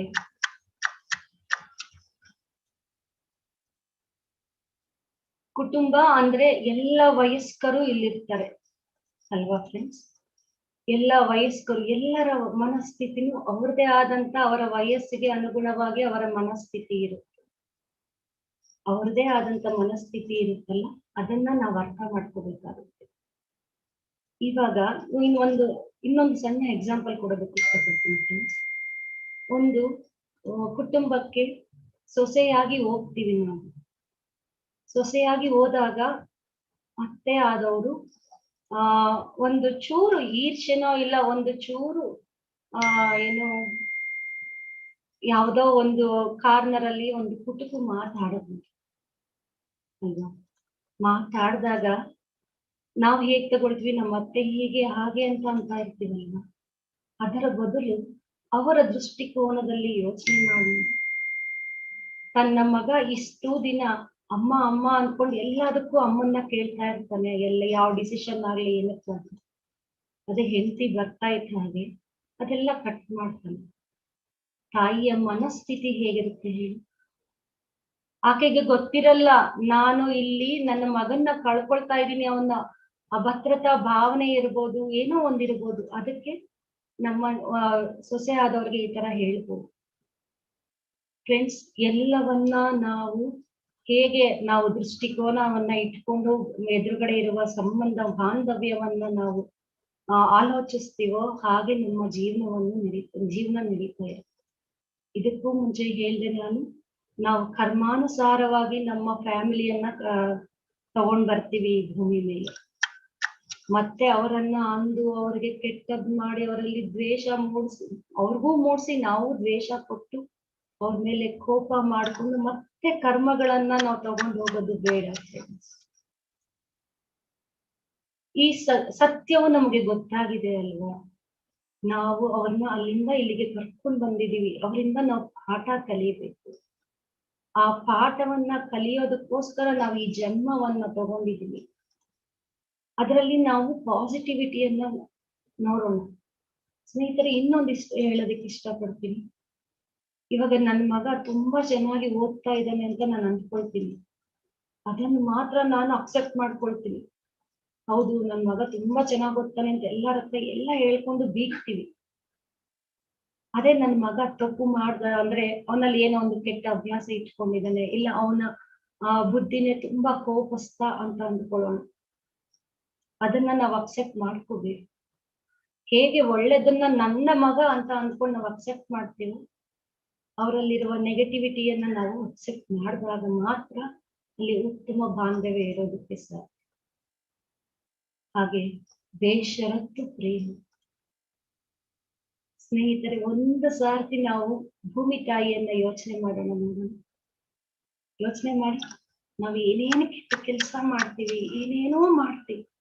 ಭೂಮಿ ತಾಯಿಗೆ ವಿರುದ್ಧವಾದ ಕೆಲಸಗಳು, ಕೆಮಿಕಲ್ ಹಾಕೋದಾಗ್ಲಿ, ಭೂಮಿ ಒಳಗೆ ಪ್ಲಾಸ್ಟಿಕ್ ಯೂಸ್ ಮಾಡೋದಾಗ್ಲಿ, ಗಿಡಗಳನ್ನ ಕಡಿಯೋದಾಗ್ಲಿ, ಖನಿಜಾಂಶಗಳನ್ನ ಅನ್ನೆಸೆಸರಿಯಾಗಿ ನಮ್ಮ ದುರಾಸೆಗೋಸ್ಕರ ಅದನ್ನ ಕೆತ್ತು ತೆಗೆಯೋದಾಗ್ಲಿ, ಇವೆಲ್ಲವನ್ನ ಮತ್ತೆ ಎಲ್ಲ ನದಿಗಳನ್ನ ಮಲಿನ ಮಾಡ್ತಾ ಇದೀವಿ. ಇವೆಲ್ಲವನ್ನೂ ಮಾಡಿ ಭೂತಾಯಿ ನಮ್ಮಲ್ಲಿ ಎಷ್ಟು ಸಹಿಸ್ಕೊಂಡಿದ್ದಾಳೆ. ಆ ಭೂತಾಯಿ ಅಷ್ಟು ಸಹಿಸ್ಕೊಂಡಿದ್ದಾಳೆ ಅಂತಂದಾಗ ನಮ್ಮಲ್ಲಿ ಸಹನಾ ಶಕ್ತಿ ಎಲ್ಲೋಗಿದೆ ಫ್ರೆಂಡ್ಸ್. ಹಾಗೆ ನಾವು ಸಹನೆ ಅನ್ನೋದನ್ನ ಕಲ್ಟಿವೇಟ್ ಮಾಡ್ಕೋಬೇಕು ಫ್ರೆಂಡ್ಸ್. ಇವೆಲ್ಲ ಹೇಗೆ ಅಂತಂದ್ರೆ ನಾವು ನೋಡ್ಬೇಕು, ಅವರಲ್ಲಿರುವಂತಹ ಪಾಸಿಟಿವಿಟಿಯನ್ನ ತಗೋಬೇಕು. ಅದು ನನ್ನಲ್ಲಿ ಇದೆಯಾ ಅಂತ ನಾನು ಇಣುಕು ನೋಡ್ಕೋಬೇಕು. ಯಾವಾಗ ನಾವು ಅದನ್ನ ಇಣುಕು ನೋಡ್ತೀವೋ ಅವಾಗ ನಮ್ಮನ್ನ ನಾವು ಕರೆಕ್ಟ್ ಮಾಡ್ಕೊಳ್ತಾ ಬರ್ತೀವಿ ಫ್ರೆಂಡ್ಸ್. ಬೇಷರತ್ತು ಪ್ರೇಮ ಕೊಡ್ಬೇಕು. ಇವಾಗ ನಮ್ಮ ಕುಟುಂಬದಲ್ಲಿ ಎಲ್ಲಾರ್ಗೂ ಅವ್ರದೇ ಆದಂತ ಮನಸ್ತತ್ವ ಇರುತ್ತೆ, ಅವ್ರದೇ ಆದಂತಹ ಒಂದು ದೃಷ್ಟಿಕೋನಗಳಿರುತ್ತೆ ಜೀವನದ ಬಗ್ಗೆ.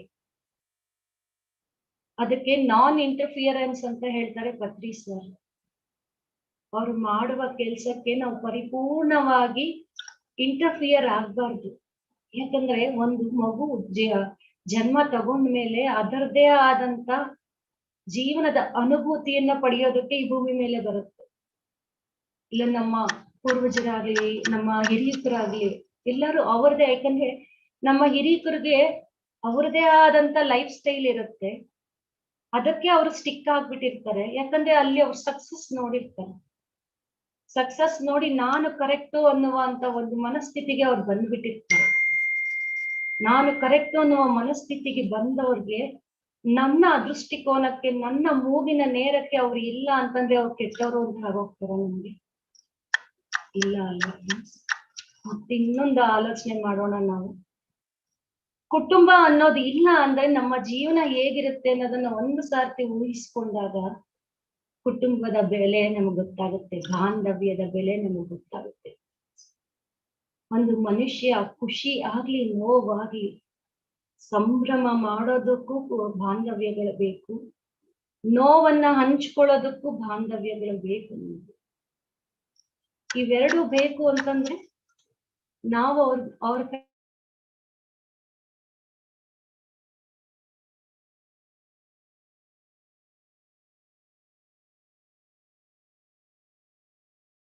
ಫ್ರೆಂಡ್ಸ್, ಒಂದು ಮನುಷ್ಯ ಸಕ್ಸಸ್ ಆಗ್ಬೇಕು ಸಮಾಜದಲ್ಲಿ ಅಂತಂದ್ರೆ ಅವನಿಗೆ ಹೆಚ್ಚು ಹೆಚ್ಚು ಪ್ರೀತಿಯ ಅನುಭೂತಿಯನ್ನ ಪಡ್ಕೊಂಡಿದ್ದಾಗ ಮಾತ್ರನೇ ಅವನು ಪರಿಪೂರ್ಣವಾದ ಆತ್ಮಸ್ಥೈರ್ಯದಲ್ಲಿ ಸಮಾಜವನ್ನ ಫೇಸ್ ಮಾಡೋದಕ್ಕೆ ಸಾಧ್ಯ. ಅರ್ಥ ಆಗ್ತಾ ಇದೆ ಫ್ರೆಂಡ್ಸ್? ಸೊ ನಾವಿಲ್ಲಿ ಕುಟುಂಬದಲ್ಲಿ ಒಬ್ರಿಗೊಬ್ರು ಏನ್ ಕೊಡ್ತಾ ಇದೀವಿ ಇದನ್ನ ನಾವು ಅರ್ಥಕೋಬೇಕಾಗುತ್ತೆ. ಸಪೋರ್ಟ್ ಕೊಡ್ತಾ ಇದೀವಾ ಇಲ್ವಾ? ಮತ್ತೆ ಇನ್ನೊಂದು ಹೇಳೋದಕ್ಕೆ ಹೇಳ್ತೀನಿ, ಯಾರಾದ್ರೂ ತಪ್ಪು ಮಾಡಿದಾಗ ನಮ್ಮ ಅನುಭವದಿಂದ ನಾವು ಪ್ರೀತಿ ಪ್ರೇಮದಿಂದ ಅವ್ರಿಗೆ ತಿಳಿ ಹೇಳ್ಬೇಕು. ನೀನ್ ಹಾಗೆ, ನೀನ್ ಹೀಗೆ, ಯಾವಾಗ್ಲೂ ಹೀಗೆ ಮಾಡ್ತೀಯ. ಜಡ್ಜ್ಮೆಂಟ್ ಕೊಡಬಾರ್ದು.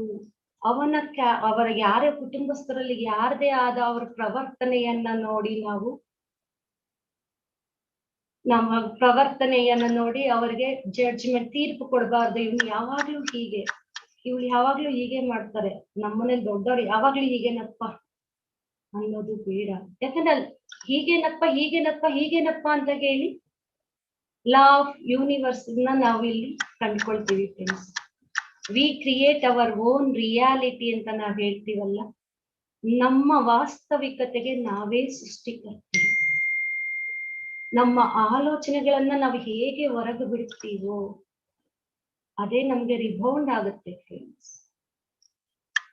ಸೊ ಇದು ಹೇಗೆ ಲಾ ಆಫ್ ಯೂನಿವರ್ಸ್ ಅಂದ್ರೆ, ಇಡೀ ಈಗ ಬ್ರಹ್ಮಾಂಡದಲ್ಲಿ ಎಲ್ಲಾ ಕಡೆನೂ ಪಾಸಿಟಿವ್ ಎನರ್ಜಿ, ನೆಗೆಟಿವಿಟಿ ಫುಲ್ ಆಗಿರುತ್ತೆ. ಯಾವಾಗ ನಮ್ಮಿಂದ ಆ ಭಾವನೆ, ಆ ಆಲೋಚನೆ ಅದು ಹೊರಗ್ ಬಂದುತ್ತೋ ಇಡೀ ಬ್ರಹ್ಮಾಂಡದಲ್ಲಿರುವ ಪಾಸಿಟಿವಿಟಿ ಆದ್ರೂ ಆಗ್ಬೋದು, ನೆಗೆಟಿವಿಟಿ ಆದ್ರೂ ಆಗ್ಬೋದು, ಒಟ್ಟುಗೂಡಿ ನಮ್ಮಲ್ಲಿರುವಂತಹ ನೆಗೆಟಿವಿಟಿಯನ್ನು ಅಟ್ರಾಕ್ಟ್ ಮಾಡಿ ಅಲ್ಲಿ ಮ್ಯಾನಿಫೆಸ್ಟ್ ಮಾಡ್ಬಿಡುತ್ತೆ ಫ್ರೆಂಡ್ಸ್. ಆ ತರ ಮ್ಯಾನಿಫೆಸ್ಟ್ ಮಾಡಿದಾಗ ಏನನ್ನ ನಾವು ತಗೊಳ್ತೀವಿ ಹೇಳಿ? ಅಲ್ಲಿ ನಾವ್ ಏನನ್ನ ಕೊಟ್ಟಿದೀವೋ ಅದನ್ನ ನಾವು ತಗೊಳ್ತೀವಿ ಅಲ್ವಾ? ಅದಕ್ಕೋಸ್ಕರನೇ ನಮ್ಮ ಆಲೋಚನೆಗಳು, ನಮ್ಮ ಭಾವನೆಗಳು ಹೇಗಿದೆ ಅನ್ನೋದನ್ನ ಪರಿಪೂರ್ಣವಾದ ಅರಿವಿನಲ್ಲಿ ಪ್ರತಿಯೊಂದು ಕ್ಷಣನೂ ನಾವು ಜೀವನವನ್ನ ಜೀವಿಸ್ಬೇಕಾಗುತ್ತೆ. ಎಲ್ಲವನ್ನು ನಾವು ಸಾಕ್ಷೀರ್ಭಾವದಲ್ಲಿ ತಗೋಬೇಕಾಗುತ್ತೆ. ಎಷ್ಟು ಅವೇರ್ನೆಸ್ ಆಗಿ ನಾವು ಇದನ್ನೆಲ್ಲ ನೋಡಿದಾಗ, ಸೊ ನನಗೆ ಏನು ಬೇಕೋ ಅದನ್ನ ನಾನು ಕ್ರಿಯೇಟ್ ಮಾಡ್ಕೋಬೇಕು ಅಂದ್ರೆ ನನ್ನಲ್ಲಿ ಇರೋದು ಕೊಡ್ಬೇಕಾಗುತ್ತೆ. ತೆಲುಗಲ್ಲಿ ಒಂದು ಪ್ರಾವರ್ಬ್ ಇದೆ, ಪಂಚಿಂದಿ ಪೆಂಚು ಪಡ್ತೀನಿ ಅಂತ ಹೇಳ್ತಾರೆ. ನಾವು ಎಷ್ಟು ಕೊಡ್ತೀವೋ ಅಷ್ಟು ನಮ್ಗೆ ಬರುತ್ತೆ ವಾಪಸ್. ನಮ್ಮಲ್ಲಿ ಅಗಾಧವಾದ ಪ್ರೇಮ ಇದೆ ಅಂದ್ರೆ ಪ್ರೇಮ ಹಂಚೋಣ, ಎಲ್ಲರಿಗೂ ಹಂಚೋಣ. ಜೀಸಸ್ ಕ್ರೈಸ್ಟ್ ಅನ್ನ ತಗೊಳ್ಳಿ ಫ್ರೆಂಡ್ಸ್. ಆ ಮಹಾಪುರುಷ ಅವನಿಗೆ ಕೈಗೆ ಕಾಲಿಗೆ ಮಳೆ ಹೊಡೆದಾಗ ಭಗವಂತನ ಹತ್ರ ಕೇಳ್ಕೊಳ್ತಾನೆ, ಭಗವಂತ ಇವ್ರಿಗೆ ಇದರ ಜ್ಞಾನ ಇಲ್ಲ, ಈ ಜ್ಞಾನ ಇಲ್ಲದವನ್ನ ಕ್ಷಮಿಸು ಅಂತಾನೆ ಜೀಸಸ್ ಕ್ರೈಸ್ಟ್ ಅಲ್ವಾ? ನಾವು ಸಣ್ಣ ಪುಟ್ಟ ತಪ್ಪನ್ನ ನಾವು ಅಕ್ಸೆಪ್ಟ್ ಮಾಡಲ್ಲ, ಫರ್ಗಿವ್ ಮಾಡಲ್ಲ, ಕ್ಷಮಿಸೋಲ್ಲ. ನಾವು ಅದನ್ನೇ ಇಟ್ಕೊಂಡು ಜಗ್ಗತೀವಿ ಫ್ರೆಂಡ್ಸ್. ಜಗ್ಗೋದು ಬೇಡ, ನಾವು ಲೆಟ್ ಗೋ ಮಾಡೋಣ, ಅದನ್ನ ಬಿಟ್ಬಿಡೋಣ. ಹೇಗೆ ನದಿಯಲ್ಲಿ ಹರಿದು ಹೋಗ್ಬಿಡುತ್ತೆ ನೀರು, ಎಲ್ಲವನ್ನು ಕೊಚ್ಕೊಂಡು ಹೋಗುತ್ತೆ. ಆ ತರ ಲೆಟ್ ಗೋ ಮಾಡೋಣ. ಇವಾಗ ಈ ನಮ್ಮ ಕುಟುಂಬಕ್ಕೆ ನಾನು ಪ್ರಧಾನ ಸ್ಥಾನದಲ್ಲಿದ್ದೀನಿ ಅಂತ ಅಂದ್ಕೊಂಡಾಗ ಅಲ್ಲಿ ನಾವು ಅಧಿಕಾರವನ್ನ ಚಲಾಯಿಸಿದಾಗ ನಿಜವಾಗ್ಲೂ ಒಳ್ಳೆ ಕುಟುಂಬದ ಅನುಭೂತಿಯನ್ನ ನಾವು ಪಡೆಯಲ್ಲ. ಮಕ್ಕಳು ನಮ್ಮ ಹತ್ರ ಸುಳ್ಳು ಹೇಳೋದಕ್ಕೆ ಶುರು ಮಾಡ್ತಾರೆ. ಬೇರೆಯವರು ಇವ್ರು ಯಾವಾಗ್ಲೂ ತಪ್ಪಿಡಿತಾರೆ ಅಂತ ಅವ್ರು ಮಾಡೋ ಕಾರ್ಯಗಳನ್ನೆಲ್ಲ ಮುಚ್ಚಿಡ್ತಾರೆ ನಮ್ಮ ಹತ್ರ. ನಾವು ಓಪನ್ ಬುಕ್ ಆಗ್ಬೇಕು ಫ್ರೆಂಡ್ಸ್. ಓಪನ್ ಬುಕ್ ಪ್ಲಸ್ ನಮ್ಮದು ಜೀವನವನ್ನ ಟ್ರಾನ್ಸ್ಪರೆನ್ಸಿಯಲ್ಲಿ ಇದ್ದಾಗ ಮಾತ್ರ ಒಳ್ಳೆ ಬಾಂಧವ್ಯಗಳು ನಿರ್ಮಾಣ ಆಗುತ್ತೆ ಫ್ರೆಂಡ್ಸ್. ಎಲ್ಲವೂ ನಮ್ಮ ಕೈಯಲ್ಲೇ ಇದೆ ಫ್ರೆಂಡ್ಸ್. ನಾವು ನೋಡುವ ದೃಷ್ಟಿಕೋನ. ಇವಾಗ ಒಬ್ಬೊಬ್ಬರದು ಒಂದೊಂದು ವಯಸ್ಸಾಗಿರುತ್ತಲ್ಲ ಕುಟುಂಬದಲ್ಲಿ, ಅವ್ರಿಗೆ ರೆಸ್ಪೆಕ್ಟ್ ಅನ್ನೋದು ನಾವು ಕೊಡ್ಲೇಬೇಕು. ಎಷ್ಟು ರೆಸ್ಪೆಕ್ಟ್ ಕೊಡ್ತೀವೋ ಅಷ್ಟು ನಮ್ಗೆ ರೆಸ್ಪೆಕ್ಟ್ ವಾಪಸ್ ಬರುತ್ತೆ ಫ್ರೆಂಡ್ಸ್. ನಾನ್ ಇಂಟರ್ಫಿಯರೆನ್ಸ್, ಅಕ್ಸೆಪ್ಟಿಂಗ್, ರೆಸ್ಪೆಕ್ಟ್ ಕೊಡಬೇಕು. ಅವ್ರದೇ ಆದಂತ ಜೀವನವನ್ನ ನೋಡುವ ದೃಷ್ಟಿಕೋನಕ್ಕೆ ನಾವು ಸಮ್ಮತಿಸಬೇಕಾಗುತ್ತೆ. ಇವಾಗ ಅವ್ರು ತಪ್ಪು ದಾರಿಯಲ್ಲಿ ಹೋಗ್ತಾ ಇದ್ದಾರೆ ಅಂತಂದ್ರೆ ಅದನ್ನ ನಾವು ವಿಶ್ಲೇಷಣೆ ಮಾಡಿ ತಿಳಿ ಹೇಳ್ಬೇಕೇ ಹೊರ್ತು ಇಲ್ಲ ನೀನ್ ಹೀಗ್ ಮಾಡ್ಬಾರ್ದು ಹೀಗೆ ಇರ್ಬೇಕು ಅಂತಂದಾಗ ಏನಾಗುತ್ತೆ ಯೋಚನೆ ಮಾಡಿ. ಯಾವುದು ಬೇಡ ಅಂತೀವೋ ಅದೇ ಆಗುತ್ತೆ ಫ್ರೆಂಡ್ಸ್. ಅಲ್ಲಿ ಯಾವ್ದನ್ನ ಬೇಡ ಬೇಡ ಅಂತ ಸಪ್ರೆಸ್ ಮಾಡಿ ಇಟ್ಟಾಗ ಒಂದೇ ಸರ್ತಿ ಬರ್ಸ್ಟ್ ಆಗೋದು. ಆ ಬರ್ಸ್ಟ್ ಬೇಕಾ ನಮ್ಗೆ? ಬೇಡ ಅಲ್ವಾ? ಅನ್ಯೋನ್ಯವಾದ ಕುಟುಂಬ ಇದ್ರೆ ಸಾಕು. ಸ್ವರ್ಗ ಇಲ್ಲೇ ಇದೆ ಫ್ರೆಂಡ್ಸ್, ಎಲ್ಲೂ ಇಲ್ಲ. ನಾವು ಅನ್ಯೋನ್ಯತೆಯನ್ನ ಹೇಗೆ ನಾವು ಪಡ್ಕೋಬೇಕು ಅಂದ್ರೆ ಮೊದಲಿಗೆ ಹೊರಗಡೆ ನೋಡೋದು ಬೇಡ ಫ್ರೆಂಡ್ಸ್. ಅವ್ರು ಹಾಗೆ, ಇವ್ರು ಹೀಗೆ, ಇವ್ರಷ್ಟೇ ಅವರಷ್ಟೇ ಅನ್ನೋದು ಬೇಡ. ನಮ್ಮೊಳಗೆ ನಾವು ಇಳಿದು ನೋಡೋಣ. ಹಾಗೆ ಇನ್ನ ಒಂದು ಹೇಳೋದಕ್ಕೆ ಇಷ್ಟಪಡ್ತೀನಿ, ನಮ್ಮದೇ ಆದ ಕರ್ಮಾನುಸಾರವಾಗಿ ನಾವು ಜೀವನವನ್ನ ಮಾಡ್ತೀವಿ. ನಮ್ಮ ಕುಟುಂಬದಲ್ಲಿರೋರ ಕರ್ಮಾನುಸಾರವಾಗಿ ಅವರ ಜೀವನವನ್ನ ತಗೊಳ್ತಾರೆ. ಇಲ್ಲಿ ಎಲ್ಲವೂ ಮ್ಯಾಟರ್ ಆಗುತ್ತೆ. ತಮೋಗುಣ, ರಜೋಗುಣ, ಸಾತ್ವಿಕ ಗುಣ, ಶುದ್ಧ ಸಾತ್ವಿಕ ಗುಣ, ಇದು ಆತ್ಮದ ಸ್ಟೇಜಸ್ ಫ್ರೆಂಡ್ಸ್. ಶೈವಾತ್ಮ, ಬಾಲ್ಯಾತ್ಮ, ಯೌವನಾತ್ಮ, ಪ್ರೌಢಾತ್ಮ, ವೃದ್ಧಾತ್ಮ, ಮತ್ತೆ ಎನ್ಲೈಟ್ಮೆಂಟ್ ಸೋಲ್ ಅಂತಾರೆ, ಮುಕ್ತಾತ್ಮ ಅಂತ. ಇದು ನಮ್ಮ ಆತ್ಮಗಳ ಸ್ಥಿತಿ. ಇದಕ್ಕನುಗುಣವಾಗಿ ನಾವು ನಮ್ಮ ಜನ್ಮವನ್ನ ತಗೊಂಡಿರ್ತೀವಿ. ಅದಕ್ಕನುಗುಣವಾಗಿ ಅವರ ನಡತೆ ಬಿಹೇವಿಯರ್ ಇರುತ್ತೆ ಫ್ರೆಂಡ್ಸ್. ಹಾಗೆ ಕುಟುಂಬದಲ್ಲಿ ಪ್ರತಿಯೊಬ್ಬರಿಗೂ ಅವರದೇ ಆದಂತ ಸ್ಪೇಸ್ ಕೊಡ್ಬೇಕು ನಾವು. ಸ್ಪೇಸ್ ಅಂದ್ರೆ ಅವ್ರದೇ ಆದಂತ ತನಕ್ಕೆ ಅವರಲ್ಲಿ ಆಧ್ಯಾತ್ಮಿಕವಾಗಿ ಆಗ್ಲಿ, ಸಾಮಾಜಿಕವಾಗಿ ಆಗ್ಲಿ, ಆರ್ಥಿಕ ಪರವಾಗಿ ಆಗ್ಲಿ ಅವ್ರದೇ ಆದಂತ ಫೀಲ್ಡ್ಗಳಿರುತ್ತೆ. ಆ ಫೀಲ್ಡ್ಗಳಲ್ಲಿ ಅವ್ರನ್ನ ಬೆಳೆಯೋದಕ್ಕೆ ನಾವು ಬಿಡಬೇಕು. ಫಾರ್ ಎಕ್ಸಾಂಪಲ್, ಗಂಡ ಹೆಂಡತಿ ಗಂಡನಿಗೆ ಬೇಕಾಗಿರೋದು ಇದೇ ಒಂದು ಮೇನ್ ಫ್ರೆಂಡ್ಸ್. ಯಾವಾಗ ನಾವು ನಮ್ಮದೇ ಆದಂತ ಸ್ಪೇಸ್ ಅನ್ನ ನಾವು ಕೊಡ್ಲಿಲ್ಲ ಅವ್ರಿಗೆ ಅಂದ್ರೆ ಅವರು ಒಂದು ಏನಂದ್ರೆ ಇವಾಗ ಎಲ್ಲದಕ್ಕೂ ಹೆಂಡತಿನೇ ಕಣ್ಣು ಮುಚ್ಚಿದಾಗ ನನ್ನ ಜೀವನದಲ್ಲಿ ಪೂರ್ತಿ ಹೆಂಡತಿನೇ ಇರಬಾರ್ದು ಗಂಡನ್ಗೆ, ಹೆಂಡತಿಗೆ ತನ್ನ ಜೀವನದಲ್ಲಿ ಪರಿಪೂರ್ಣವಾಗಿ ಗಂಡನೇ ಇರಬಾರ್ದು. ನನ್ನದೇ ಆದಂತ ಪರ್ಸನಲ್ ಲೈಫ್ ಇದೆ, ಅವ್ರದೇ ಆದಂತ ಪರ್ಸನಲ್ ಲೈಫ್ ಇದೆ. ಫಾರ್ ಎಕ್ಸಾಂಪಲ್, ನನಗೆ ಆ ಧ್ಯಾನದ ಬಗ್ಗೆ ತುಂಬಾ ಅಭಿರುಚಿ. ನಮ್ಮ ಮನೆಯವ್ರಿಗೆ ಆಟ ಆಡೋದ್ರಲ್ಲಿ ಅಭಿರುಚಿ ಜಾಸ್ತಿ. ಅವ್ರ ಆಟ ಆಡಕ್ ಹೋದಾಗ ನೀವ್ ಎಲ್ಲಿಗೆ ಹೋದ್ರಿ, ಹಿಂಗ್ ಹೋಗ್ಬಾರ್ದು, ಹಂಗ ಹೋಗ್ಬಾರ್ದು, ಇಲ್ಲೇ ಇರ್ಬೇಕು ಅಂತಂದ್ರೆ ಅಲ್ಲಿ ಬಾಂಧವ್ಯಗಳಾಗೋದಿಲ್ಲ. ಇಲ್ಲ ನಾನ್ ಧ್ಯಾನ ಕೂತಾದಾಗ ಎದೋಳು ನೀನ್ ಅದ್ ಮಾಡ್ಕೊಡು, ಇದ್ ಮಾಡ್ಕೊಡು, ಯಾವಾಗ್ಲೂ ನಿಂದ್ ಇದೇ ಆಗೋಯ್ತು ಅಂತ ಬೈತಾ ಇದ್ರೆ ನನ್ನ ಉನ್ನತಿ ಆಗೋದಕ್ಕೆ ಸಾಧ್ಯ ಇಲ್ಲ. ಇದು ಅವ್ರಿಗೆ ಇರುವಂತ ಅಭಿರುಚಿಯಲ್ಲಿ ಅವರನ್ನ ಬೆಳೆಯೋದಕ್ಕೆ ಬಿಡಬೇಕು. ನಮ್ಮದೇ ಆದಂತ ಅಭಿರುಚಿಯನ್ನ ನಾವು ಬೆಳೆಸ್ಕೊಳ್ಳೋದಕ್ಕೆ ನಾವು ಮಾಡ್ಕೋಬೇಕು. ಮತ್ತೆ ಇನ್ನೊಂದು ಹೇಳೋದಕ್ಕೆ ಇಷ್ಟಪಡ್ತೀನಿ ಫ್ರೆಂಡ್ಸ್, ಎಲ್ಲ ಕುಟುಂಬಸ್ಥರೆಲ್ಲರನ್ನು ಮ್ಯೂಚುವಲ್ ಅಂಡರ್ಸ್ಟ್ಯಾಂಡಿಂಗ್ ಮಾಡ್ಕೋಬೇಕು ಅಂತಂದ್ರೆ ನಾನ್ ಸ್ಕೂಲ್ಸ್ಗೆ ಹೋದಾಗ ಇದೇ ಹೇಳ್ತಾ ಇರ್ತೀನಿ ಸ್ಕೂಲ್ ಮಕ್ಕಳಿಗೆ, ನೀವ್ ನೋಡೋದು ಯಾರಾಗಲ್ಲ ಅವ್ರನ್ನ ಜೊತೆಲಿ ಕೂರಿಸ್ಕೊಂಡು ಧ್ಯಾನ ಮಾಡು ಅಂತ ಹೇಳ್ತಾ ಇರ್ತೀನಿ. ಯಾಕಂತಂದ್ರೆ ಯಾವಾಗ ನಾವು ಧ್ಯಾನಕ್ಕೆ ಒಟ್ಟಿಗೆ ಕೂತ್ಕೊಳ್ತೀವೋ ನಾವೆಲ್ಲರೂ ಒಂದೇ ಒಂದು ಚೈತನ್ಯಕ್ಕೆ ಒಂದೇ ಚೈತನ್ಯ ಎಂದು ಕನೆಕ್ಟ್ ಆಗ್ತೀವಿ. ಆತ್ಮದಲ್ಲಿ ಒನ್ನೆಸ್ ಅನ್ನ ನಾವು ನೋಡ್ತೀವಿ. ಯಾವಾಗ ನಾವು ಆತ್ಮದಲ್ಲಿ ಒನ್ನೆಸ್ ಅನ್ನ ಕಾಣ್ತೀವೋ ನಮ್ಮಲ್ಲಿ ಭಿನ್ನಾಭಿಪ್ರಾಯ ಇರೋದಿಲ್ಲ. ಯೂನಿಟಿ ಇನ್ ಡೈವರ್ಸಿಟಿ ಅಂತ ಹೇಳ್ತಾರೆ. ಯೂನಿಟಿ ಇನ್ ಡೈವರ್ಸಿಟಿ ಅಂತ ಹೇಳ್ತಾರೆ ಫ್ರೆಂಡ್ಸ್. ಅಂದ್ರೆ ಏಕತ್ವದಲ್ಲಿ ಭಿನ್ನತ್ವ ಅಂತ ಹೇಳ್ತಾರೆ. ಹೇಗೆ ಸಾಧ್ಯ ಹೇಳಿ?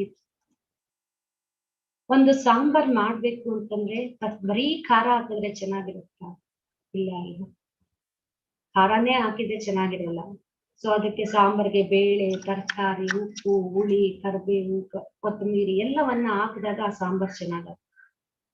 ಸೊ ಎಲ್ಲ ಈ ಭೂಮಿ ಮೇಲೆ ಬಂದಿರುವಂತ ಪ್ರತಿಯೊಂದು ಆತ್ಮಕ್ಕೂ ಅದರದೇ ಆದಂತ ವೈಶಿಷ್ಟ್ಯತೆ ಇದೆ, ಯುನೀಕ್ನೆಸ್ ಇದೆ.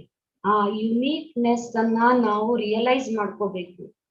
ಅವರಲ್ಲಿರುವಂತಹ ಸ್ಪೆಷಲೈಸೇಷನ್, ಸೃಜನಾತ್ಮಕತೆಗೆ ನಾವು ಪ್ರೋತ್ಸಾಹವನ್ನ ಕೊಡ್ಬೇಕಾಗುತ್ತೆ. ಯಾವಾಗ ನಾವು ಅವರ ಅಭಿರುಚಿಗೆ ನಾವು ಒಂದು ಚೂರು ಇಣುಕು ನೋಡಿ ಒಂದು ಚೂರು ಪ್ರೋತ್ಸಾಹವನ್ನ ಕೊಡ್ಬೇಕಾಗತ್ತೆ. ಹಾಗೆ ನಮ್ಮ ಅಭಿರುಚಿಲೂ ಅವರ ಪಾತ್ರವನ್ನ ವಹಿಸಿದಾಗ ನಾವು ಅದ್ಭುತವಾದ ಬಾಂಧವ್ಯವನ್ನ ನಾವು ಸೃಷ್ಟಿಸ್ಕೊಳ್ಳೋದಕ್ಕೆ ಸಾಧ್ಯ. ಮತ್ತೆ ಇನ್ನೊಂದು ಹೇಳೋದು ತುಂಬಾ ಇಷ್ಟಪಡ್ತೀನಿ, ಅದೇನು ಅಂತಂದ್ರೆ ಫ್ರೆಂಡ್ಸ್, ಈಗೋ ಅಹಂ ಅನ್ನೋದಿದ್ದು ಬಿಟ್ರೆ ಸಾಕು ಫ್ರೆಂಡ್ಸ್. ಯಾರನ್ನೂ ಮೇಲಕ್ಕೆ ಬರೋದಕ್ಕೆ ಬಿಡೋದಿಲ್ಲ. ನಾವು ಯಾವಾಗ ಬೇಷರತ್ತು ಪ್ರೇಮ ಅನ್ನೋದನ್ನ ನಮ್ಮೊಳಗೆ ಇಟ್ಕೊಳ್ತೀವೋ ಆ ಪ್ರೇಮ ಇದ್ದರ ಜಾಗದಲ್ಲಿ ಯಾವುದೇ ಕಾರಣಕ್ಕೂ ಈಗೋ ಅನ್ನೋದು ಬರೋದಿಲ್ಲ, ಅಹಂ ಅನ್ನೋದು ಬರೋದಿಲ್ಲ.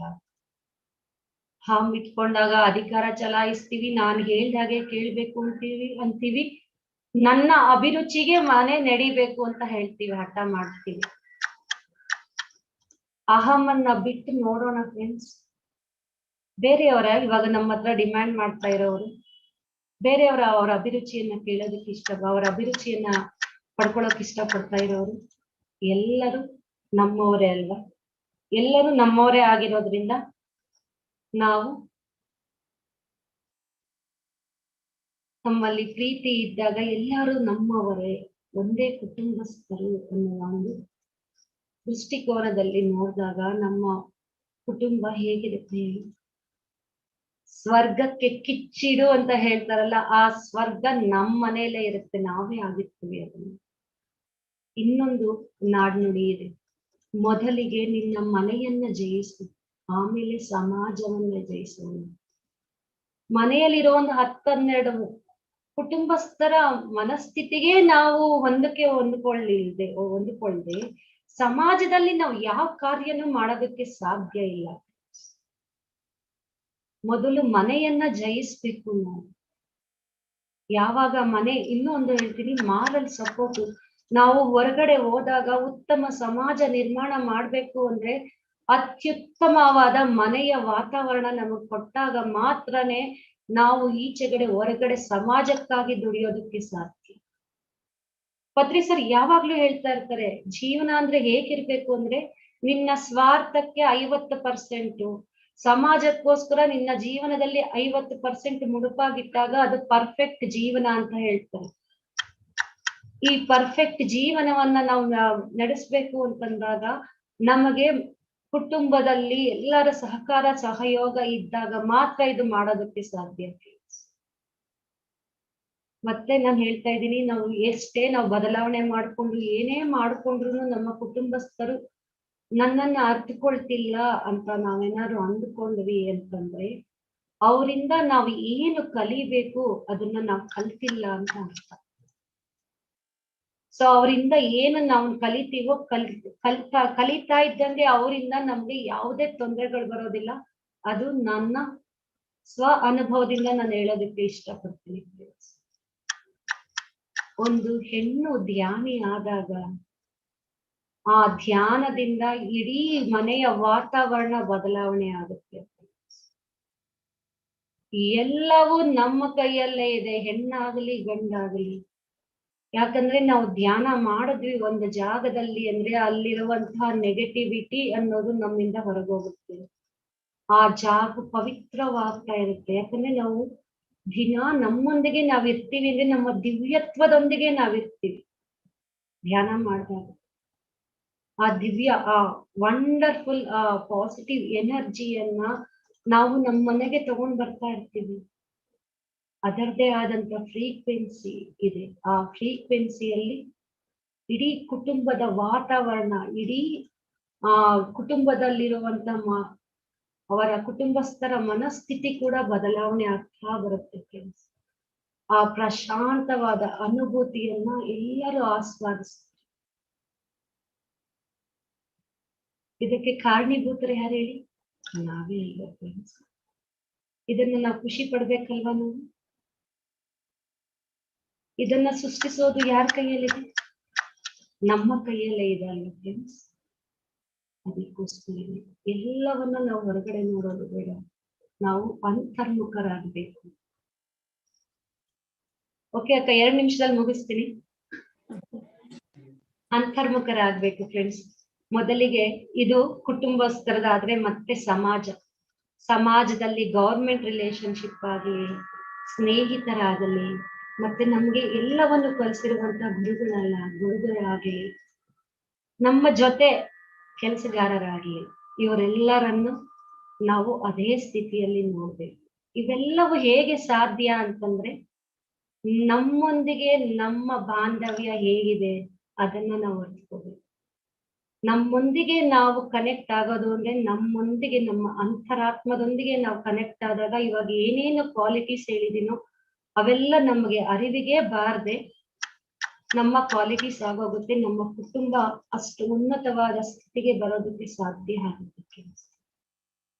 Thank you friends. ನನ್ನಲ್ಲಿ ಇಷ್ಟು ಅವಕಾಶ ಕೊಟ್ಟಿರುವಂತಹ PSSM ಗ್ಲೋಬಲ್ ಮತ್ತೆ ಆರತಿ ಮೇಡಮ್, ಪದ್ಮಲತಾ ಮೇಡಮ್, ಪರೋಕ್ಷವಾಗಿ ಯಾರ್ಯಾರು ನನಗೆ ಇಷ್ಟು ಅವಕಾಶ ಮಾಡಿಕೊಟ್ಟಿದ್ದೀರಾ, ಇಷ್ಟು ದೊಡ್ಡ ಪ್ಲಾಟ್ಫಾರ್ಮ್ ನನಗೆ ಕೊಟ್ಟಿದ್ದೀರಾ, ಇವರಿಗೆ ನಾನೆಲ್ಲ ಚಿರಋಣಿ ಮತ್ತು ಮನಸ್ಫೂರ್ತವಾಗಿ ಧನ್ಯವಾದಗಳು ತಿಳಿಸೋದಕ್ಕೆ ಇಷ್ಟಪಡ್ತೀನಿ.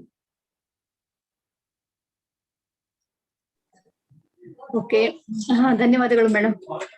ಅಧಿಕೃತ ಸಂಬಂಧಗಳಾದಂತಹ ತಂದೆ ತಾಯಿ, ಗಂಡ ಹೆಂಡತಿ, ಮಕ್ಕಳು, ಅತ್ತೆ ಮಾವ, ಇವರೆಲ್ಲರೂ ಈ ಸಂಬಂಧಗಳಲ್ಲಿ ಬರ್ತಾರೆ. ಅವರ ಜೊತೆಗೆ ನಾವು ಯಾವ ರೀತಿ ಇರ್ಬೇಕು,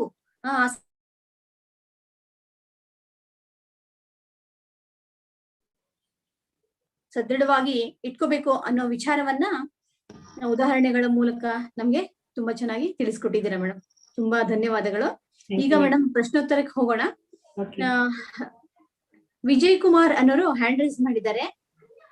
ದಯವಿಟ್ಟು ಸರ್ ಅನ್ಮ್ಯೂಟ್ ಮಾಡ್ಕೊಂಡು ಪ್ರಶ್ನೆ ಕೇಳಿ ಸರ್.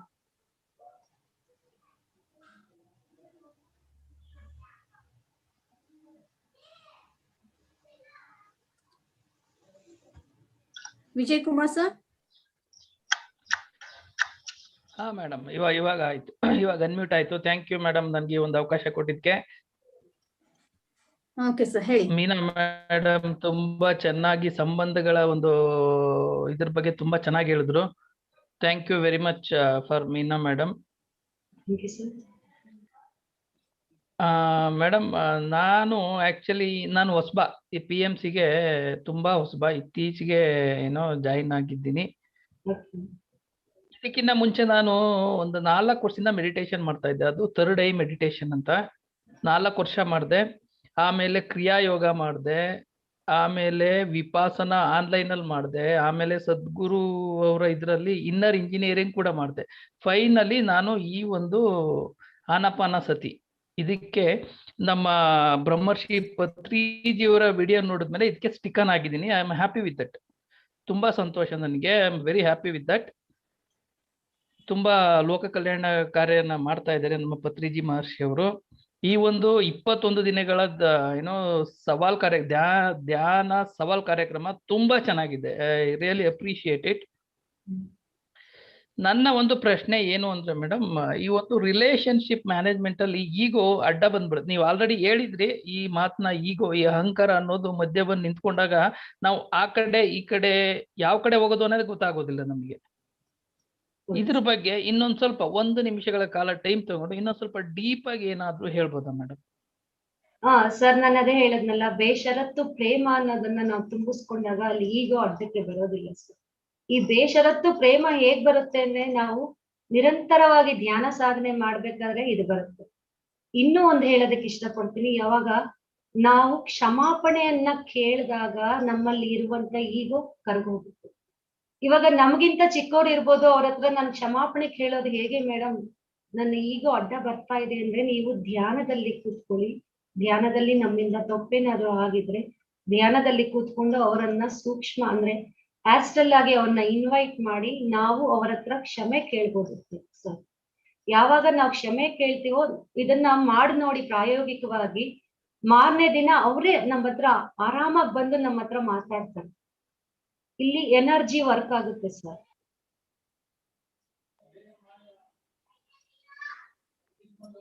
ಕ್ಲಾರಿಟಿ ಸಿಗ್ತಾ ಸರ್?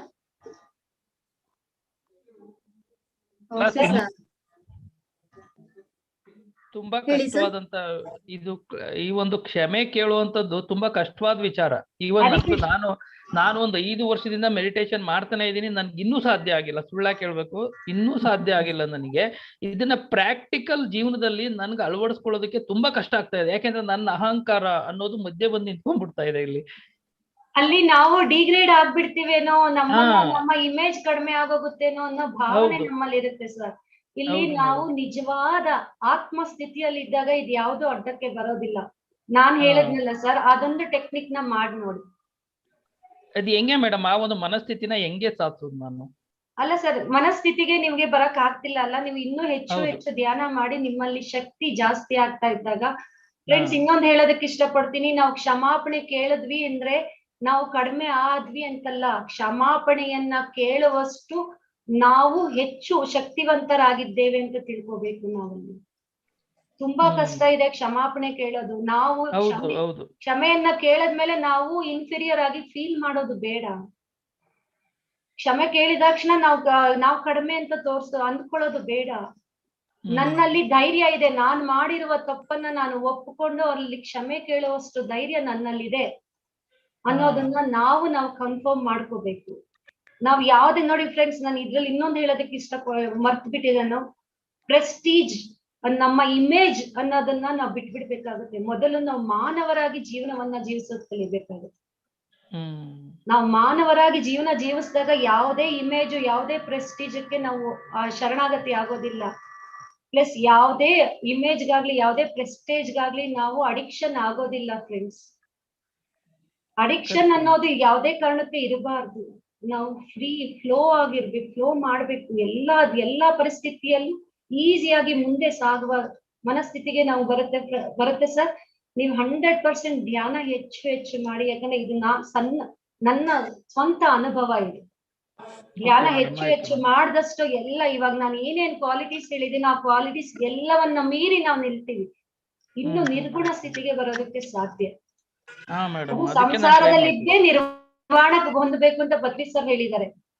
ಸೊ ನಾವ್ ಯೋಗಿಗಳಾಗ್ಬಿಟ್ರೆ ಅಲ್ಲಿ ನಮ್ಗೆ ಅಡಚಣೆ ತರೋರು ಯಾರು ಇರೋದಿಲ್ಲ. ಸಂಸಾರದಲ್ಲಿ ಇದ್ದಾಗ ಮಾತ್ರನೇ ಅಡಚಣೆ, ಅಪ್ಸ್ ಅಂಡ್ ಡೌನ್ಸ್ ಅನ್ನ ಎದುರಿಸ್ಕೊಂಡು ನಮ್ಮ ಸಾಧನೆಯನ್ನ ಮಾಡುವಷ್ಟು ಶಕ್ತಿ ನಮ್ಗಿದೆ. ಅದು ಗೃಹಸ್ಥಾಶ್ರಮದಲ್ಲಿ ಇರೋರು ಮಾತ್ರನೇ ಸಾಧ್ಯ. ಅದಕ್ಕೆ ಹೇಳೋದು, ಗೃಹಸ್ಥಾಶ್ರಮದಲ್ಲಿ ನಿರ್ಮಾಣವನ್ನ ಕಂದಿರೋರು ಗ್ರೇಟ್ ಮಾಸ್ಟರ್ಸ್ ಅಂತ ಹೇಳ್ತಾರೆ, ದೊಡ್ಡ ಯೋಗಿ ಅಂತ ಹೇಳ್ತಾರೆ ಪತ್ರಿ ಸರ್. ಹೌದು ಮೇಡಮ್, ಕರೆಕ್ಟ್. ಅದು ತುಂಬಾ thanks madam. Thank you. Okay, thank you Vijay Kumar sir. ಮತ್ತೆ ಸುವರ್ಣ ಮೇಡಮ್ ಅಂತ ಇದ್ದಾರೆ, ಹ್ಯಾಂಡ್ ರೈಸ್ ಮಾಡಿದ್ದಾರೆ. ಅನ್ಮ್ಯೂಟ್ ಮಾಡ್ಕೊಳ್ಳಿ ಮೇಡಮ್.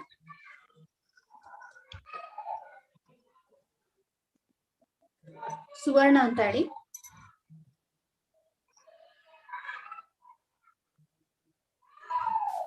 ಓಕೆ, ಅವ್ರಿಲ್ಲ ಅಂದ್ರೆ ಮಂಗಲ ಅಂತಿದ್ದಾರೆ ಮೇಡಮ್, ಹ್ಯಾಂಡ್ ರೈಸ್ ಮಾಡಿದ್ದಾರೆ. ಮಂಗ್ಲಾ ಮೇಡಮ್. ನಮಸ್ತೆ ಮೇಡಮ್. ನಮಸ್ತೆ ಮೇಡಮ್. ಮೇಡಮ್, ಸಂಬಂಧಗಳ ಬಗ್ಗೆನೇ ಹೇಳಿದ್ರಲ್ವಾ, ಇವಾಗ ಕುಟುಂಬ ಆಧಾರ ಮೇಡಮ್. ಸಂಬಂಧಕ್ಕೆ ಹೇಳ್ಬೇಕಂದ್ರೆ ಸಂಸಾರದ ಕಣ್ಣೇ ಕುಟುಂಬ. ಕುಟುಂಬನೇ ಇದ್ರೇನೆ ಸಂಸಾರ ಎಲ್ಲ ಟೋಟಲ್ ಆಗಿ ನಡೆಯೋದು. ಇವಾಗ ಕುಟುಂಬದಲ್ಲಿ ಮುಖ್ಯವಾಗಿ ಪ್ರಧಾನವಾಗಿ ಬರೋದು ತಂದೆ ಪಾತ್ರ ಇರೋರು. ಅವರೇ ಕುಟುಂಬ ನನ್ನ ನಡ್ಸಕ್ಕಾಗಲ್ಲ ಅಂತ ಮನೆ ಬಿಟ್ಟು ಹೋಗ್ಬಿಟ್ಟಿರ್ತಾರೆ.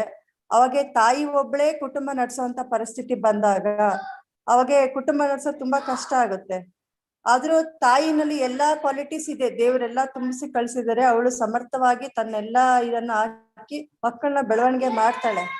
ಆದ್ರೂ ಕೂಡ ಇವಾಗ ಪತ್ರಿ ಸಾರಿ ಹೇಳ್ದಂಗೆ ಒಂದು ಹೆಣ್ಣಿಗೆ ಅಂದ್ರೆ ನಾವ್ ಎಲ್ಲಾನು ಈ ಮಾನವ ರೂಪದಲ್ಲಿ ಇದ್ದಾಗ ಎಲ್ಲ ಅನ್ಭವಿಸೋಗ್ಬೇಕು.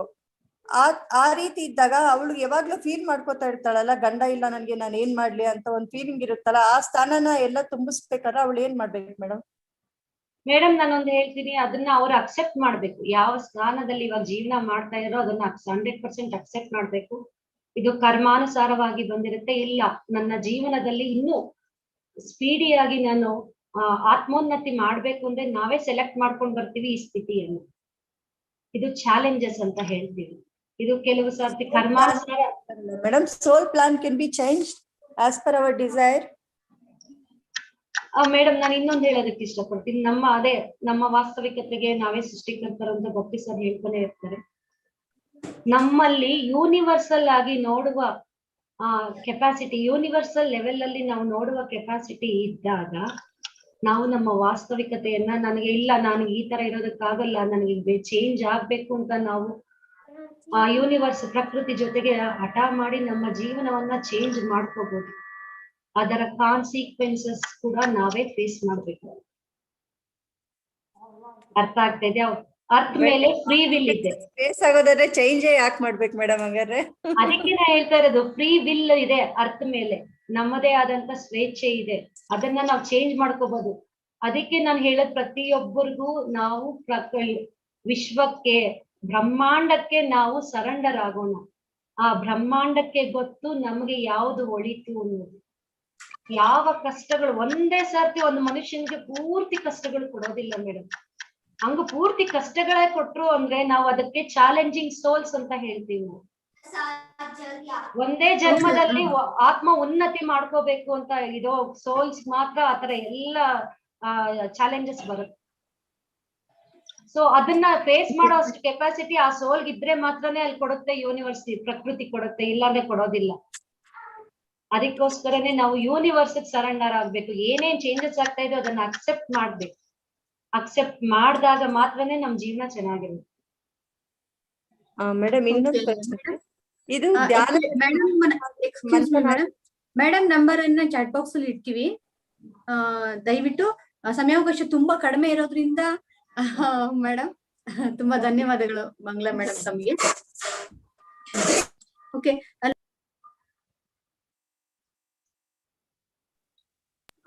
ಮಲ್ಲಪ್ಪ ವಿಜಯಪುರ ಅಂತ ಇದೆ ನೋಡಿ, ದಯವಿಟ್ಟು ತಮ್ಮ ಪ್ರಶ್ನೆಯನ್ನ ಕೇಳಿ ಸರ್. Hello madam. ಸರ್ ಮಾತಾಡಿ. ನಮಸ್ತೆ ಸರ್. ನಮಸ್ತೆ ಮೇಡಮ್.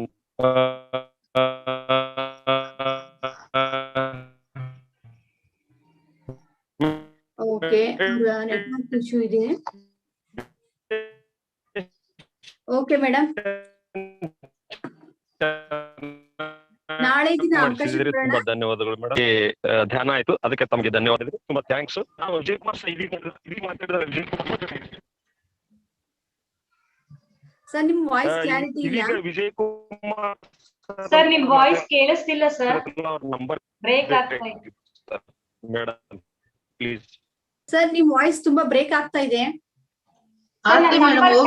ಪದ್ಮಾವತಿ ಅಂತ hand raise yes madam.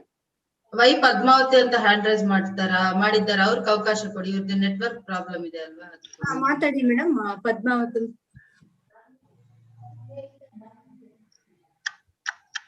Hello. ಹಾ, ಮಾತಾಡಿ ಮೇಡಮ್. ನಮಸ್ತೆ ಮೇಡಮ್. ನಮಸ್ತೆ, ಮಾತಾಡಿ ಮೇಡಮ್. ನಾನು ರೆಗ್ಯುಲರ್ಗಿಲ್ಲ, ಡೈಲಿ 1 hour ಮೆಡಿಟೇಷನ್ ಮಾಡ್ತೀನಿ. ಆದಾಗ ಈಗ ನನ್ಗೆ ಸ್ವಲ್ಪ ಸಿಟ್ಟು ಬಾಳ ಬರುತ್ತೆ ಮೇಡಮ್.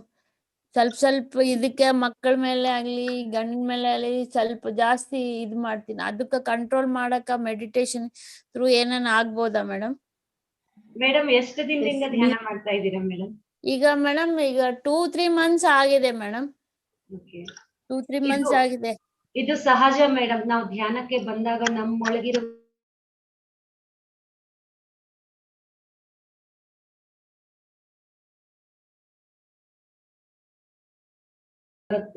ಇದನ್ನ ನಾವು ಫೇಸ್ ಮಾಡ್ಲೇಬೇಕಾಗುತ್ತೆ. ಹೆಚ್ಚು ಹೆಚ್ಚು ಧ್ಯಾನ ಮಾಡಿ ನಮ್ಮ ಸ್ವಸ್ವರೂಪಕ್ಕೆ ನಾವು ಅನುಸಂಧಾನವಾಗ್ತೀವಿ. Thank you madam. Thank you.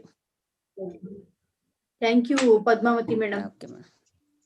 Okay Meena madam, ಇಷ್ಟೊತ್ತವರೆಗೂ ನಮ್ಮ ಜೊತೆಗಿದ್ದು ಸಾಕಷ್ಟು ಉತ್ತಮವಾದಂತಹ ವಿಚಾರಗಳನ್ನ ಮತ್ತೆ ಪ್ರಶ್ನೋತ್ತರಗಳನ್ನ ತುಂಬಾ ಚೆನ್ನಾಗಿ ನಿರ್ವಹಿಸಿಕೊಟ್ಟಿದ್ದೀರಾ ನಮಗೆ. ಮತ್ತೆ ತಮಗೆ ನಮ್ಮ PSSM ಗ್ಲೋಬಲ್ ಮತ್ತು PSSM ಕರ್ನಾಟಕದ ಪರವಾಗಿ ತುಂಬ ಹೃದಯದ ಧನ್ಯವಾದಗಳನ್ನ ಅರ್ಪಿಸ್ತಾ ಇದ್ದೀವಿ. ಹಾಗೆ ಮೇಡಮ್ ಅವರ ನಂಬರ್ ಅನ್ನ ತುಂಬಾ ಜನ ಕೇಳ್ತಾ ಇದ್ದಾರೆ. ಆ ಚಾಟ್ ಬಾಕ್ಸ್ ಅಲ್ಲಿ ನಾವು ನಂಬರ್ ಅನ್ನ ತಮಗೆ ನೀಡ್ತೀವಿ. ಓಕೆ ಮತ್ತೆ ಮೇಡಮ್ ಆಲ್ರೆಡಿ ನಂಬರ್ ಇಟ್ಟಿದ್ದೀನಿ ಚಾಟ್ ಬಾಕ್ಸ್ ಅಲ್ಲಿ ನಾನು. ಹೇಳಿ ಮೇಡಮ್. ಮೀನಾ ಮೇಡಮ್ ನಂಬರ್ ನಾನು ಚಾಟ್ ಬಾಕ್ಸ್ ಅಲ್ಲಿ ಇಟ್ಟಿದ್ದೀನಿ madam. Okay okay madam. Okay masters, ಸುಮಾರು ಜನ ಕೂಡ ಹ್ಯಾಂಡ್ ರೈಸ್ ಮಾಡಿದೀರಾ. ಬಟ್ ನಾಳೆ ತಮ್ಗೆ ಅವಕಾಶ ಸಿಗುತ್ತೆ. ದಯವಿಟ್ಟು ತಾವೆಲ್ಲರೂ ಕೂಡ ನಮ್ಮೊಂದಿಗೆ ಸಹಕರಿಸಬೇಕು. ಈ ದಿನದ ಒಂದು ಉತ್ತಮವಾದಂತಹ ವಿಚಾರವನ್ನ ನಾವಿಲ್ಲಿ ಕೇಳ್ಕೊಳ್ಳೋಣ. ಪ್ರತಿದಿನ ಸ್ವ್ಯಾಗ್ ಬಗ್ಗೆ ಕೇಳ್ತಾ ಇದ್ವಿ, ಅದನ್ನ ಒಳಗೊಂಡಂತಹ ವಿಚಾರವೇ ಇದು ಕೂಡ. ಇಲ್ಲಿ ಪ್ರತಿಯೊಬ್ಬ ಮನುಷ್ಯ ಅಂದ್ರೆ ಎವಲ್ಯೂಷನ್ ಆಫ್ ಹ್ಯುಮ್ಯಾನಿಟಿ ಅಂತ ಹೇಳ್ತೀವಿ, ಮಾನವತೆಯ ಒಂದು ವಿಕಾಸ ಅಂತ ಹೇಳ್ತೀವಿ. ಏನು ಯಾವ ರೀತಿ ಮಾನವನ ವಿಕಾಸ ಆಯ್ತು ನಾವು ಹಿಂದೆ ಎಲ್ಲ ಹೈಸ್ಕೂಲ್ ಡೇಸ್ ಅಲ್ಲಿ ತಿಳ್ಕೊಂಡಿದೀವಿ, ಓದಿದೀವಿ.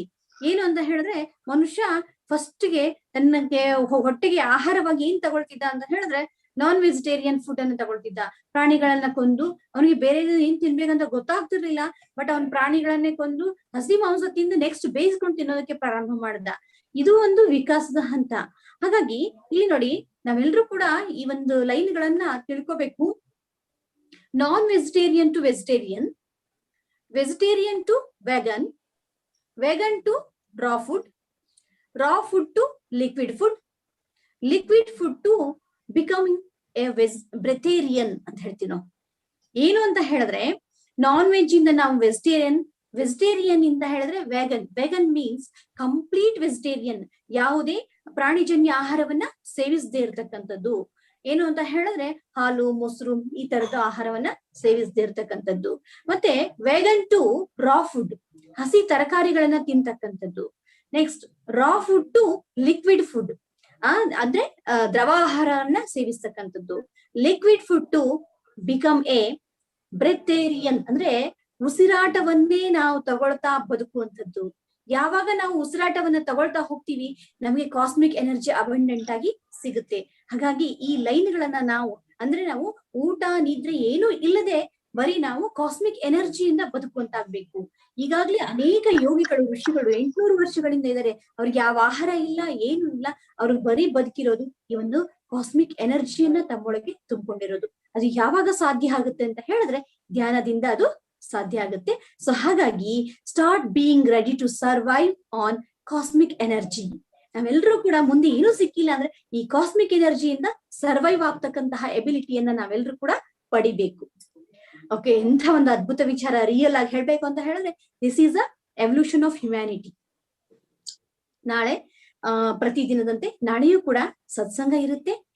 ನಡೆಸಿಕೊಡ್ಲಿದ್ದಾರೆ ನಮ್ಮ ಸೀನಿಯರ್ ಪಿರಮಿಡ್ ಮಾಸ್ಟರ್ ಆದಂತಹ ಶ್ರೀಮತಿ ಸುಮಂಗ್ಲಾ. ಅವರು ಆಯ್ಕೆ ಮಾಡತಕ್ಕಂತಹ ವಿಷಯ ಸ್ವಯಂ ಅನುಮಾನ ಮತ್ತು ಭಯವನ್ನ ನಿವಾರಿಸೋದು ಹೇಗೆ ಅನ್ನುವಂಥದ್ದು. ಹಾಗೆ ನಾವೆಲ್ಲರೂ ಕೂಡ ನಾಳೆಯು 5 ಗಂಟೆಯಿಂದ 6 ಗಂಟೆಯವರೆಗೆ ನಡೀತಕ್ಕಂತಹ ಈ ಒಂದು ಸತ್ಸಂಗದಲ್ಲಿ ಪಾಲ್ಗೊಳ್ಳೋಣ. ಹಾಗೆ ನಮ್ಮ ಪಿರಮಿಡ್ ಮೆಡಿಟೇಷನ್ ಚಾನೆಲ್ ಕನ್ನಡ ವಾಹಿನಿಯನ್ನ ತಾವೆಲ್ಲರೂ ಕೂಡ ಸಬ್ಸ್ಕ್ರೈಬ್ ಮಾಡಿ, ಶೇರ್ ಮಾಡಿ. ಮತ್ತೆ ಅದರಲ್ಲಿ ಬೆಲ್ ಬಟನ್ ಇರುತ್ತೆ, ಅದನ್ನ ನೀವು ಪ್ರೆಸ್ ಮಾಡಿದ್ರೆ ನಿಮ್ಗೆ ಪ್ರತಿ ದಿನದ ಅಪ್ಡೇಟ್ ಸಿಗ್ತಾ ಇರುತ್ತೆ. ಹೊಸ ಹೊಸ ವಿಡಿಯೋಗಳು ತಮ್ಗೆ ಸಿಗ್ತಾ ಹೋಗ್ತವೆ. ದಯವಿಟ್ಟು ಎಲ್ಲರಿಗೂ ಕೂಡ ಈ ಒಂದು ಜ್ಞಾನವನ್ನ ಹಂಚೋಣ. ಆಧ್ಯಾತ್ಮಿಕ ಪ್ರಪಂಚಕ್ಕೆ ನಾವೆಲ್ಲರೂ ಕೂಡ ಕೈ ಜೋಡಿಸೋಣ ಅಂತ ಹೇಳ್ತಾ ಈ ದಿನದ ಈ ಒಂದು ಸೆಷನ್ ಅನ್ನ ಇಲ್ಲಿಗೆ ಮುಕ್ತಾಯಗೊಳಿಸೋಣ. ಎಲ್ಲರಿಗೂ ಶುಭ ದಿನ. ಮಾಸ್ಟರ್ಸ್ ಮೇಡಮ್ ಯಾರು ಮೀನಾ ಮೇಡಮ್ ನಂಬರ್ ಕಾಣಿಸ್ತಾ ಇಲ್ಲ ಅಂತ ಹೇಳಿದ್ದಾರೆ. ಅದಕ್ಕೆ ಒಂದ್ಸಲ ಮೀನಾ ಮೇಡಮ್ ನಂಬರ್ ನಾನು ಹೇಳ್ತಾ ಇದ್ದೀನಿ, ಬರ್ಕೊಳ್ಳಿ. 9480296509 9480296509. Thank you master. Sir Vidyadhar sir, ಆ ವಿಡಿಯೋ ಅನ್ನು ಪ್ಲೇ ಮಾಡಿ ಸರ್. ಮಾಸ್ಟರ್ಸ್ ದಯವಿಟ್ಟು ಎಲ್ಲರೂ ಈ ವಿಡಿಯೋವನ್ನು ಅದು ಸ್ವಾಗ್ ಬಗ್ಗೆ ನಮ್ಮ ನ್ಯೂಟನ್ ಸರ್ ಲಕ್ಷ್ಮಿ ಮೇಡಮ್ ಅವರು ಹೇಳಿದ್ದು. ಪ್ಲೀಸ್ ದಯವಿಟ್ಟು ಎಲ್ಲರೂ ನೋಡಿ.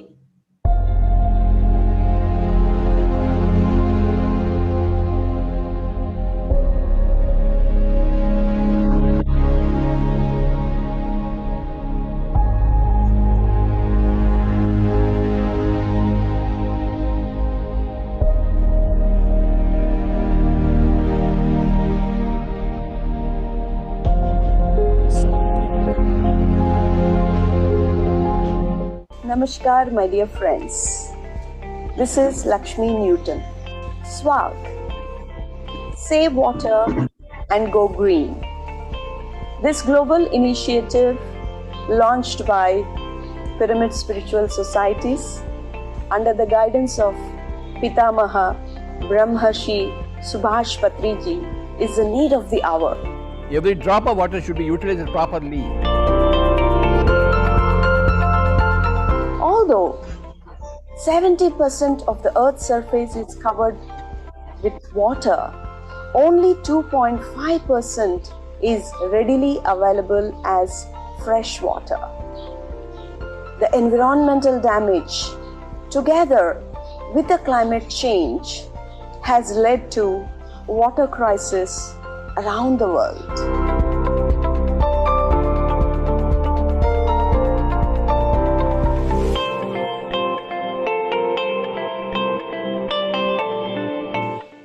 When we neglect our ecosystems, it becomes very hard. We need to survive and thrive. When we have plenty of water and food, we tend to become wasteful because it's in our lifestyle and habits that we tend to keep the tap running when we brush our teeth or when we take long showers. And it's very hard to believe that one day the abundance of water we have will disappear. So my dear friends, the time has come. It is so important to protect, to restore and sustainably manage nature to secure precious water resources.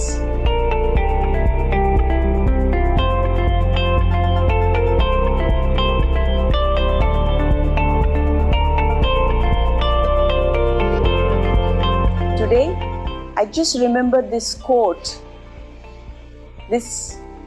from the Native Americans. We do not inherit earth from our ancestors, we borrow it from our children. So let us act now.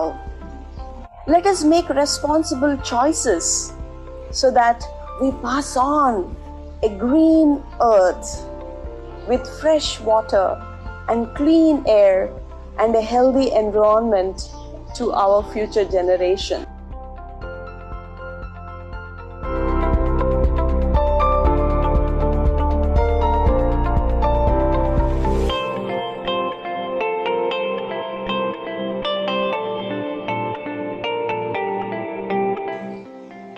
So my dear friends, let us plant more trees. It's our earth, it's our beautiful planet Earth. So let us save water, go green, say yes to life.